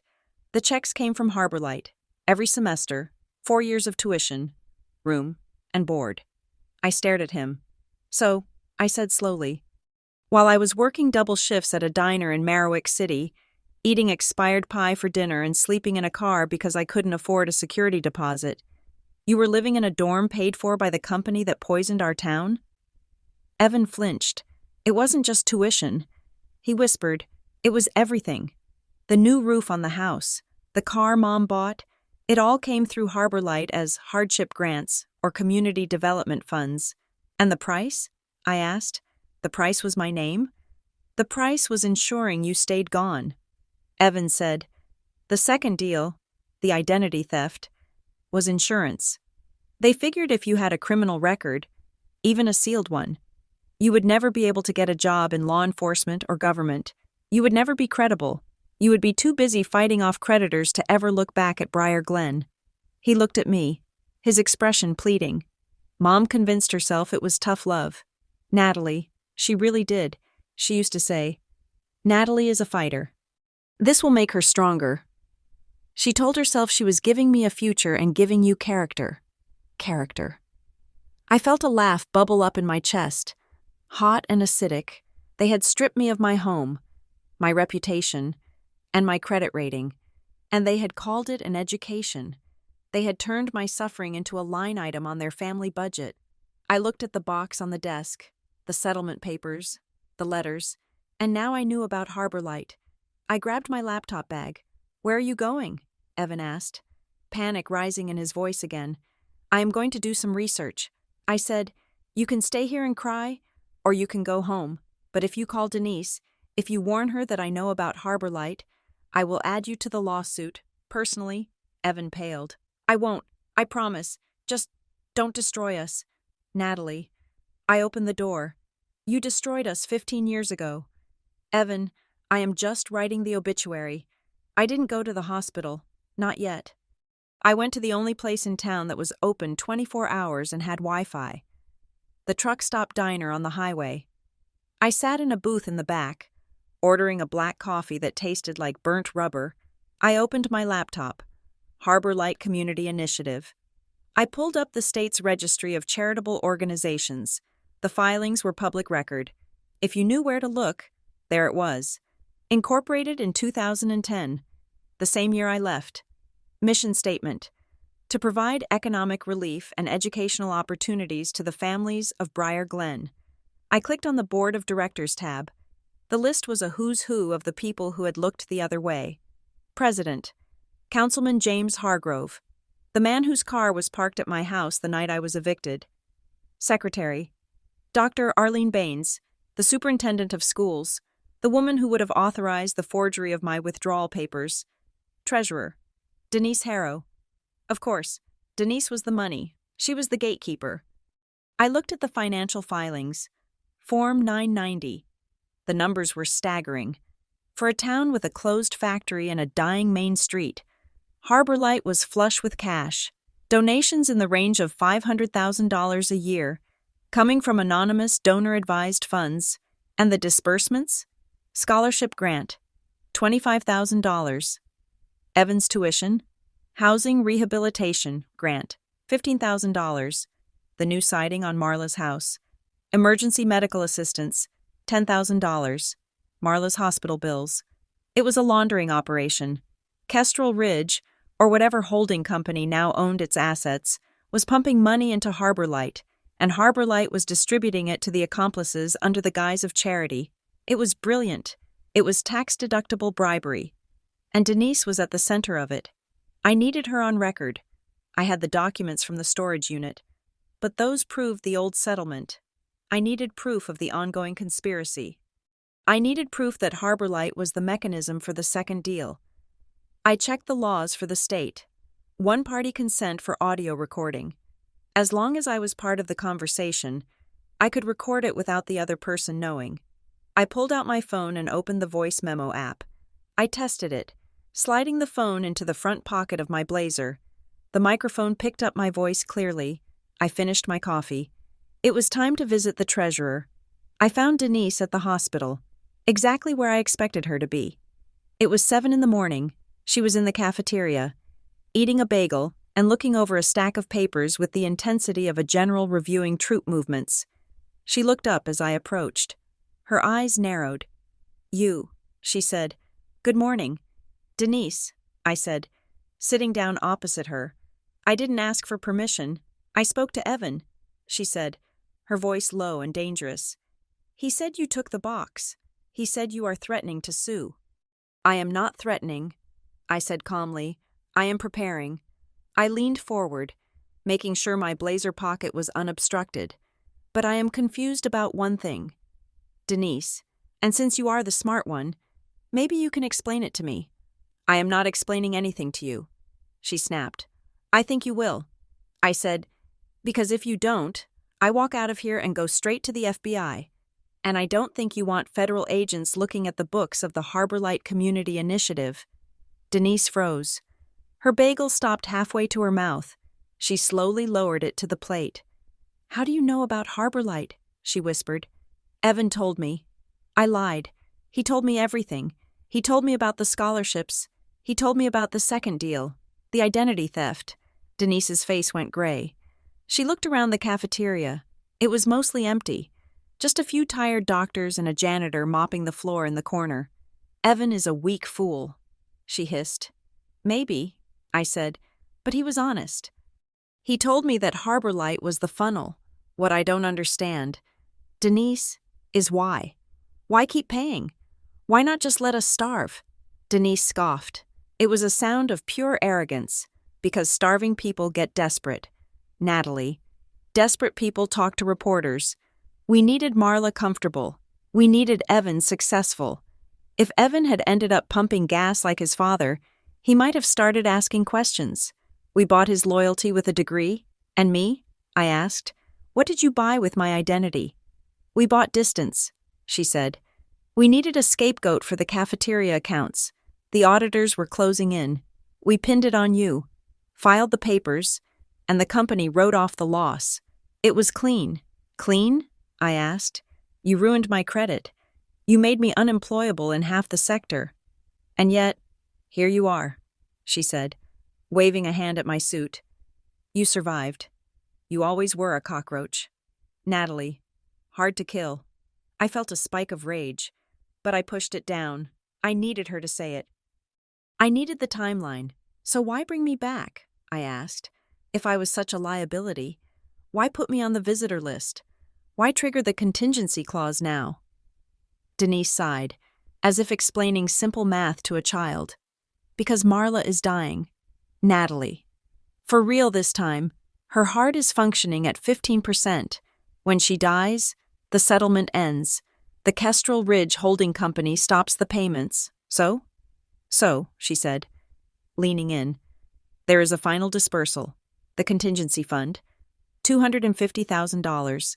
But the contract says it can only be released if the family is reconciled and compliant at the time of death. Reconciled? I asked. We needed a photo op, she said. We needed you here, holding her hand, looking like a grieving daughter. We needed to show the lawyers that there were no loose ends, no bad blood.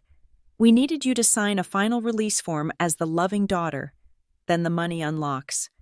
And then you go back to your sad little life in the city, she said. And I get my fee for 15 years of babysitting this dysfunctional family. She sat back, looking satisfied. You weren't supposed to come back this early, she muttered, almost to herself. We timed it wrong. We thought Marla had another month. We wanted to prep you slowly, but she crashed yesterday, and we had to scramble. That is why I had to force your hand with the job thing. The job thing? I asked, keeping my voice steady. You mean the email to my boss? Denise rolled her eyes. Of course. We needed you desperate. We needed you to have nowhere else to go. If you lost your job, you would need the inheritance. You would sign anything we put in front of you. I nodded slowly. So you admit it, I said. You sent the email from Harbor Light to get me fired. So I would be forced to sign the release for a payout I wouldn't even receive. I did what was necessary, she said, just like I always have. I reached into my pocket and stopped the recording. Thank you, Denise, I said. For what? For the confession. I said. I stood up. You know, for a smart woman, you really don't understand how technology works. One-party consent state. And you just gave me everything I need to put you in prison for racketeering, wire fraud, and extortion. Denise's eyes widened. She stood up, knocking her chair over. You little bitch, she snarled. You wouldn't dare. Watch me, I said. I turned and walked away. She didn't follow me. She was too busy realizing that the cockroach had just survived the nuclear blast. My phone rang as I exited the hospital lobby. It was David, my boss in Merriwick City. Natalie, he said. His voice was different this time. Urgent. Apologetic. David, I said, I was just about to call you. We got the trace back from IT, he said, on the anonymous email. And? It came from a domain hosted by a local ISP in Briar Glen, he said. The address is admin@harborlightinitiative.org. I closed my eyes. It was the smoking gun. That is the nonprofit I told you about. David, the one run by the woman who is managing my mother's finances. Okay, David said. He sounded angry now. This changes things. This isn't just a complaint. This is tortious interference with a business contract. This is malicious. I am lifting your suspension, Natalie. Effective immediately. Thank you, David. But, he added, there is something else. The email didn't just contain the complaint. It contained attachments, documents that looked forged, bank statements with your name on them showing transfers to offshore accounts. They are trying to frame me again, I said, just like they did with the cafeteria funds. Natalie. Who are these people? David asked. My family. I said. I hung up. I was reinstated. I had the job security back. But I wasn't going back to the city. Not yet. I had one more conversation to have. I walked back into Marla's room. She was awake, but barely. Her skin was the color of parchment. The monitor beeped a slow, rhythmic cadence that sounded like a countdown. Evan was there, sitting in the corner. He looked up when I entered. Fear written all over his face. He saw the look in my eyes and shrank back. Leave us, Evan, I said. He hesitated. Natalie. Get out, I said. He scrambled up and left the room, closing the door behind him. I walked to the side of the bed. Marla turned her head. Her eyes were glassy, drugged, but she focused on me. Natalie, she whispered, I know about Harbor Light. Mom, I said. The machine beeped. Her heart rate spiked, then settled. I know about the identity theft. I continued. I know you let them use my social security number to hide the embezzlement. I know you took $20,000 to ruin my name. Marla closed her eyes. A single tear leaked out and tracked through the wrinkles on her cheek. I was so scared, she whispered. I know. I said. I pulled the chair closer. I know you were scared. You were a single mother with debts you didn't create. You were facing a corporation that crushes people for sport. I leaned in close. But Mom? I was scared too. She opened her eyes. I was 18. I said, I was a child. You were the adult. You were supposed to be the shield. Instead, you used me as the shield. I saved Evan. She choked out. Yes, I said, you did. You saved Evan. You gave him a house. You gave him a degree. You gave him a life. I paused. And you paid for it with my life. I didn't think, she stammered. I didn't think it would be so hard for you. I told myself, Natalie is tough. Natalie can handle it. That is the lie you told yourself so you could sleep at night. I said, you told yourself I was bulletproof so you wouldn't feel guilty about shooting me. Marla sobbed. A weak, rattling sound. I wanted to fix it, she said. That is why I wanted you here. The contingency fund. To pay me off, I asked? To give me $250,000 after you were dead? It was all I could do, she whispered. It was the only way to make it right. I looked at her. I saw the tragedy of it. She wasn't a monster. She was a weak woman who had been bullied by powerful men, and who had passed that bullying down to the only person she had power over. She had protected her image in this town. She had walked into church every Sunday with her head held high, the respected widow who had raised a successful son, and she had done it by standing on my neck. I felt a surge of anger, hot and righteous, but underneath it, colliding with it, was a terrible, aching pity. She had sold her soul for a house with vinyl siding and a son who was too weak to tell the truth. I don't want the money. Marla, I said. Her eyes widened. You have to take it. It is yours. I don't want their money. I said, I want my name. I stood up. I am going to expose Harbor Light. Mom, I am going to expose Denise, and I am going to expose the deal. Marla tried to sit up, panic flooding her features. No, she gasped. They will take the house. They will take everything. Evan is a grown man. I said, he can figure it out. Just like I did.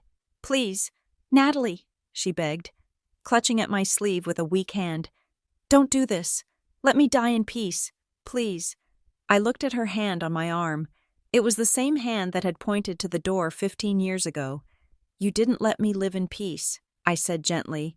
You let me live in a war. I pulled my arm away. Goodbye, Mom. I walked out of the room. Evan was waiting in the hallway. He looked like he was about to vomit. You told her, didn't you? He asked. I told her. I said, Natalie, please. He begged, grabbing my arm. You can't do this. I have a wife. I have a baby on the way. If you expose Harbor Light, I will lose my license. I could go to jail for tax fraud. I knowingly accepted laundered money. I stopped. A baby? He hadn't mentioned a wife or a child. Jennifer is 3 months pregnant, he said, tears spilling over. We just bought a house. If this comes out, if the clawback happens, I lose everything. I looked at him. He was using the same logic Marla had used. Protect the family. Hide the truth. Evan. I said, I am not doing this to hurt you. I am doing this because they are still hunting me. They tried to get me fired today. I can stop Denise, he said. I can make her stop. Just don't go to the authorities. Don't file the lawsuit. We can work something out. We can't work it out. I said, the system is rotten. Evan, it has to come down. He stepped back, his face hardening. You are just like her. He spat. You are just as selfish. You are willing to burn everyone else down just to prove you are right. No, I said. I am willing to burn everyone down to prove I exist. I walked toward the elevator. When I reached the lobby, a man was waiting for me. He wasn't a doctor. He wasn't a visitor. He was wearing a cheap suit and holding a large manila envelope. Natalie Collins? He asked. Yes, you are served, he said. He thrust the envelope into my hands and walked away. I looked down at it. It wasn't from a local court. It was federal. United States District Court. Subpoena to testify before a grand jury. In Kestrel Ridge Environmental Litigation. Reopened. I tore it open. It wasn't just a subpoena, it was a target letter. Dear Ms. Collins, you are hereby notified that you have been named as a person of interest in the investigation regarding financial irregularities and obstruction of justice related to the Kestrel Ridge Settlement Fund.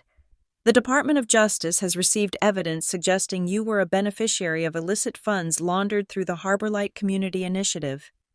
You have 72 hours to present yourself for a deposition, or a warrant will be issued for your arrest as a non-cooperative material witness and potential co-conspirator. I stared at the paper. They had flipped the script again. Denise. She must have realized I was going to expose her. So she beat me to it. She had tipped off the feds. But she had spun the story. She had painted me not as the victim, but as the beneficiary. She had probably forged documents showing I received the payments that actually went to Evan. She was trying to pin the whole thing on me. Stop digging. Natalie, your mom can't protect you twice. I looked at the clock on the wall. 72 hours. I didn't have time to sue. I didn't have time to negotiate. I had 3 days to prove I wasn't the villain of my own story, or I was going to prison for the crimes my family committed to get rid of me. The 72-hour clock was ticking. I drove back to Marowak City with the target letter from the Department of Justice burning a hole in the passenger seat. The highway stretched out before me. The same gray ribbon of asphalt I had used to escape 15 years ago. But this time, I wasn't running away. I was running toward my armory. I didn't go to my apartment. I went straight to the glass and steel tower downtown where Elena Rostova had her office. David, my boss, had recommended her. She was a pit bull in a silk blouse, a specialist in whistleblower retaliation and complex corporate fraud. I sat in her conference room, dumping the contents of the gray storage box onto the mahogany table, the forged school withdrawal, the settlement agreement, the letters I had written to Evan that were never mailed, the recording of Denise admitting to the setup, and finally, the subpoena that tried to frame me as the architect of my own destruction. Elena read through the documents in silence. She was a woman of few words and terrifying intellect. After 20 minutes, she took off her reading glasses and looked at me. "They are good," she said. Her voice was cool, detached. "Denise Harrow and this Kestrel Ridge legal team, they are very good. They created a closed loop. They used your identity to launder the money, and now they are using the investigation to bury the evidence, which is you. Can we stop them?" I asked. Elena tapped a manicured fingernail on the subpoena. "If we fight this in a deposition room, we lose," she said. "They have 15 years of paper trails saying you are the criminal. We have one recording and a box of old papers. By the time we prove the identity theft, you will have been indicted. The grand jury eats people like you for breakfast." Natalie, I felt the cold knot of fear tighten in my stomach. "So what do we do?" "We don't fight in the deposition room," Elena said. "We fight in the court of public opinion, and we fight where they live. We need to blow this up. Natalie, we need to trigger the one thing they are all terrified of. Exposure." I said, "Exactly." Elena stood up and walked to the window. "If we expose the mechanism of the fraud, the Harborlight nonprofit, before the grand jury convenes, we change the narrative. You become the whistleblower, not the target. But you need to understand something." She turned to face me. "This won't just hurt your family, it will obliterate them. Your mother will lose her home. Your brother will likely face disbarment and prison time. Denise Harrow will go down for racketeering. And the town. Briar Glen runs on this dirty money. You will be nuking your hometown." I looked at the papers on the table. I looked at the letters I had written when I was 18, begging for a mother who was busy selling my social security number to a chemical company. I thought about the hunger. I thought about the nights I slept in my car with a knife under the seat. I thought about the way Evan had looked at me yesterday, like I was the problem because I refused to be a victim anymore. I am not the one who planted the bomb. "Elena," I said quietly, "I am just the one who is finally going to light the fuse." We moved fast. Elena's team spent the next 24 hours digitizing the evidence, preparing affidavits, and drafting subpoenas. We found the pressure point we needed. The Harborlight Community Initiative was holding its annual gala for the future that very night. It was the biggest social event in Briar Glen. Every donor, every board member, and every beneficiary of the Kestrel Ridge Slush Fund would be there. It was theater. It was a room full of people pretending to be charitable with money they had stolen from the suffering of their neighbors. And Marla would be there. I saw the press release online. Special tribute to Marla Collins, a pillar of resilience. They were parading her out one last time to secure the legacy before she died. I put on my suit. It was black, sharp, and expensive. I pulled my hair back. I put on the armor I had forged in the corporate world. I am ready. I told Elena. She nodded and picked up her briefcase. Then let us go crashing a party. The Briar Glen Country Club smelled of roast beef and old perfume. The ballroom was bathed in golden light. Round tables draped in white linens, centerpieces of white roses hiding the rot underneath. I walked in through the main doors. Elena was a step behind me, looking like a high-powered shark circling a waiting pool. The room was full. 200 people. The hum of conversation was a low roar. Then, someone saw me. The hush started at the door and rippled outward like a wave. Heads turned. Forks stopped halfway to mouths. The music, a string quartet playing Vivaldi, seemed to screech to a halt. I didn't stop. I walked down the center aisle, my heels clicking rhythmically on the parquet floor. I kept my head high. I made eye contact with the people I recognized. Mrs. Vance, the neighbor, the high school principal, the mayor. They looked away. They knew, deep down. They all knew something was wrong with the way I had left, and they had all chosen to look at the new siding on Marla's house instead of asking questions. At the head table, the color drained from the faces of the guests of honor. Denise was standing at the podium, a glass of champagne in her hand. She was wearing a red dress that looked like blood spatter. Next to her, seated in a wheelchair, was Marla. She looked frail, draped in a shawl, her eyes wide and terrified as she saw me approaching. And Evan was sitting next to his wife, a woman I had never met, looking like he was waiting for the executioner. I stopped 10 feet from the podium. Denise gripped the microphone. Her knuckles were white. "Security," she said, her voice trembling slightly. "Please remove this woman. She is not on the guest list." 2 rent-a-cops started to move toward me from the edges of the room. Elena stepped forward. She didn't shout, but her voice carried to the back of the room. "If you touch my client," she said, holding up a hand, "you will be named in a federal lawsuit for assault and battery before you can blink. We are not here to disrupt. We are here to serve legal notice." The guards hesitated. They looked at Denise. They looked at the woman in the expensive suit who spoke like she owned the building. They stopped. Denise tried to recover. She forced a laugh, a brittle, jagged sound. "This is ridiculous," she said into the microphone. "Natalie, you are making a scene. We know you have been struggling lately. We know you are unstable. But this is a charity event. Please, go home. We can discuss your mental health in private." She was doing it again, painting the narrative, the crazy daughter, the loose cannon. I didn't scream.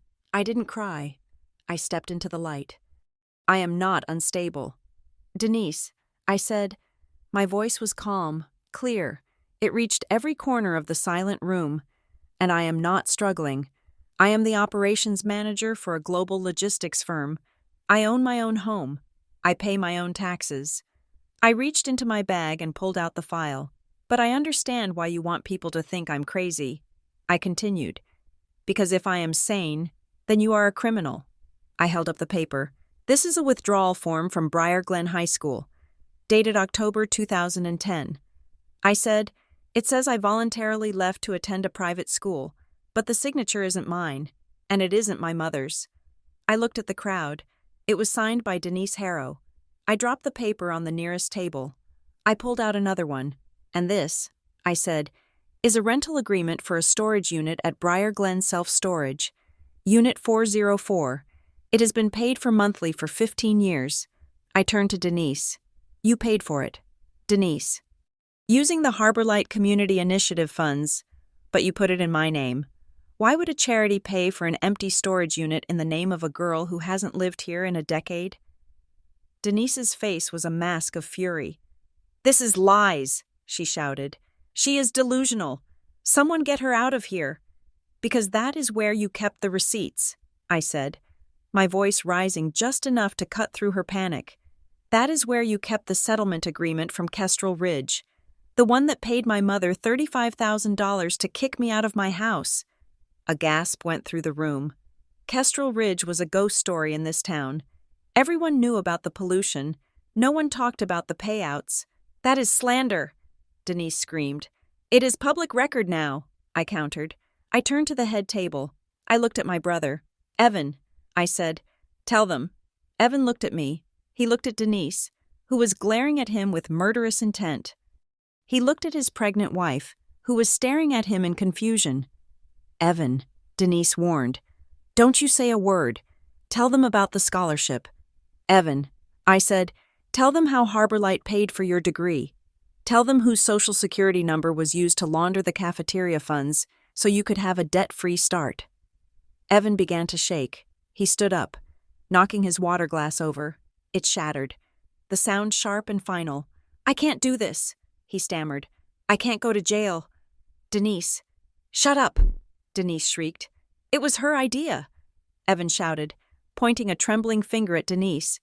The room erupted into whispers. "It wasn't supposed to happen like this. Mom wanted to wait. Mom wanted to wait until Natalie finished the semester." "Evan, stop." Denise lunged for him, but he backed away. "It was Denise," Evan yelled, his voice cracking. "Denise said we had to do it that night.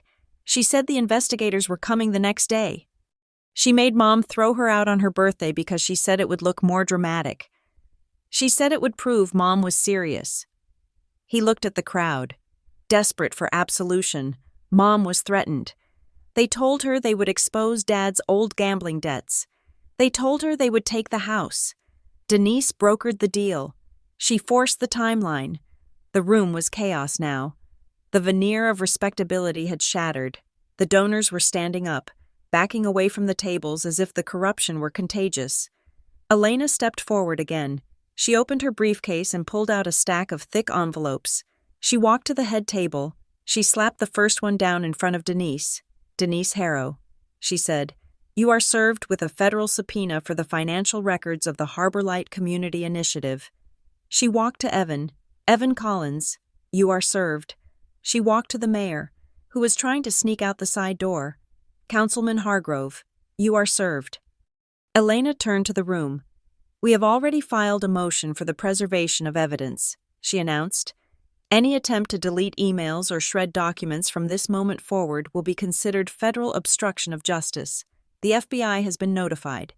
The room went silent again. The party was over. The investigation had begun. But I wasn't done. I walked up the steps to the podium. Denise had collapsed into her chair, staring blankly at the subpoena. Evan was weeping into his wife's shoulder. I walked past them. I walked to the wheelchair. Marla was sitting there. She looked smaller than I had ever seen her. The shawl was slipping off her shoulders. Her face was gray. She looked up at me. Her eyes were filled with a terrible, crushing sorrow. "Natalie," she whispered. "Hello." "Marla," I said. I looked out at the crowd, at the people who had judged me for 15 years, at the people who had whispered that I was the bad seed, the runaway, the ungrateful child. I stood next to my mother. "Tell them," I said to her. Marla's lips trembled. She looked at Denise, then at Evan, then at the sea of faces. I did it," she croaked. Her voice was weak, barely amplified by the microphone I tilted toward her. "I agreed to the terms," she said. They told me I had to choose. They told me if I didn't get rid of her, we would lose everything." She looked at me, tears spilling down her cheeks. I erased her. Marla said, "I let them erase her name. I let them take her future." "Why?" I asked. "To protect the family." She sobbed. She reached out a shaking hand and took mine. Her fingers were cold. "I thought you would come back," she whispered, her voice breaking. "I thought, once the 5 years were up, once it was safe, you would come back. I thought you would understand." I looked at her hand. I looked at the woman who had birthed me, and then sold me. I gently pulled my hand away. I looked at the crowd. 15 years ago, I stood in this town with a trash bag of clothes and $50. I said, I slept in a Walmart parking lot. I washed my hair in gas station sinks. I was hungry for 3 years, not metaphorically, physically hungry. I paused, letting the words settle. I spent my 20s afraid to apply for a job because I knew my background check would come back flagged. I spent my life looking over my shoulder, wondering why the world was closed to me. I thought I was broken. I thought I was worthless. I looked at Evan. I watched from a distance as my brother lived the life I was supposed to have. I watched him graduate. I watched him buy a house. I watched him become the golden boy. And I thought, maybe Mom was right. Maybe I deserved it. I looked back at Marla. But the cruelest part, I said, my voice dropping to a whisper that the microphone caught and amplified, was that you told yourself it was love. You told yourself that destroying me was an act of maternal sacrifice. I leaned in close to her. Love doesn't lock the door. Marla, love doesn't sign a non-disclosure agreement. Love doesn't sell a child to save a house. I stepped back. I am not the one who needs to be forgiven. I said, and I am not the one who needs to be saved. I turned to Elena. Let us go, I said. We walked out of the ballroom, behind us. I heard the sound of weeping, the frantic voices of people realizing their lives were over, and the silence of a town that had finally been forced to look in the mirror. I didn't stay in Briar Glen. I gave my deposition to the Department of Justice 3 days later. I handed over everything, the recordings, the documents, the names. The fallout was swift and brutal. Harbor Light was raided by the FBI within a week. Denise Harrow was arrested for wire fraud and money laundering. She is currently awaiting trial and looking at 20 years. Evan cut a deal. He testified against the Kestrel Ridge Holding Company in exchange for a reduced sentence. He lost his real estate license, his reputation, and his seat at the country club. He works in a warehouse now, 2 towns over. We don't speak. Marla died 2 months later. Her heart finally gave out. I didn't go to the funeral. I sent flowers, white lilies, simple and clean. But I stayed in Marowak City. The house on Sycamore Drive was seized by the government to pay restitution to the fraud victims. The new siding, the granite countertops, the wall that hid my bedroom door. It all belongs to the bank now. I still have the keys, though the ones I found in the storage box, I keep them in a drawer in my apartment. Sometimes, when I wake up at 4 a.m, listening to the silence of my safe, paid for life, I take them out. I hold them in my hand. They are cold and heavy. They remind me of what I lost, but they also remind me of what I found. I found the truth. And in the end, that was the only inheritance worth having. Thank you so much for listening to Natalie's story. I hope this journey of betrayal, survival, and ultimate vindication resonated with you. It is a heavy story, but one that speaks to the resilience of the human spirit when faced with the impossible. I would love to know where you are listening from today. Are you tuning in from the United States, Europe, Asia, or somewhere else? Please leave a comment below and let me know. If you enjoyed this story and want to hear more tales of justice served cold, please make sure to subscribe to Revenge Stories. And finally, I want to hear your thoughts. Do you think Natalie did the right thing by exposing her family? Or was the cost too high? Share your thoughts in the comments in English. I read every single one. Until next time, stay safe and watch your back.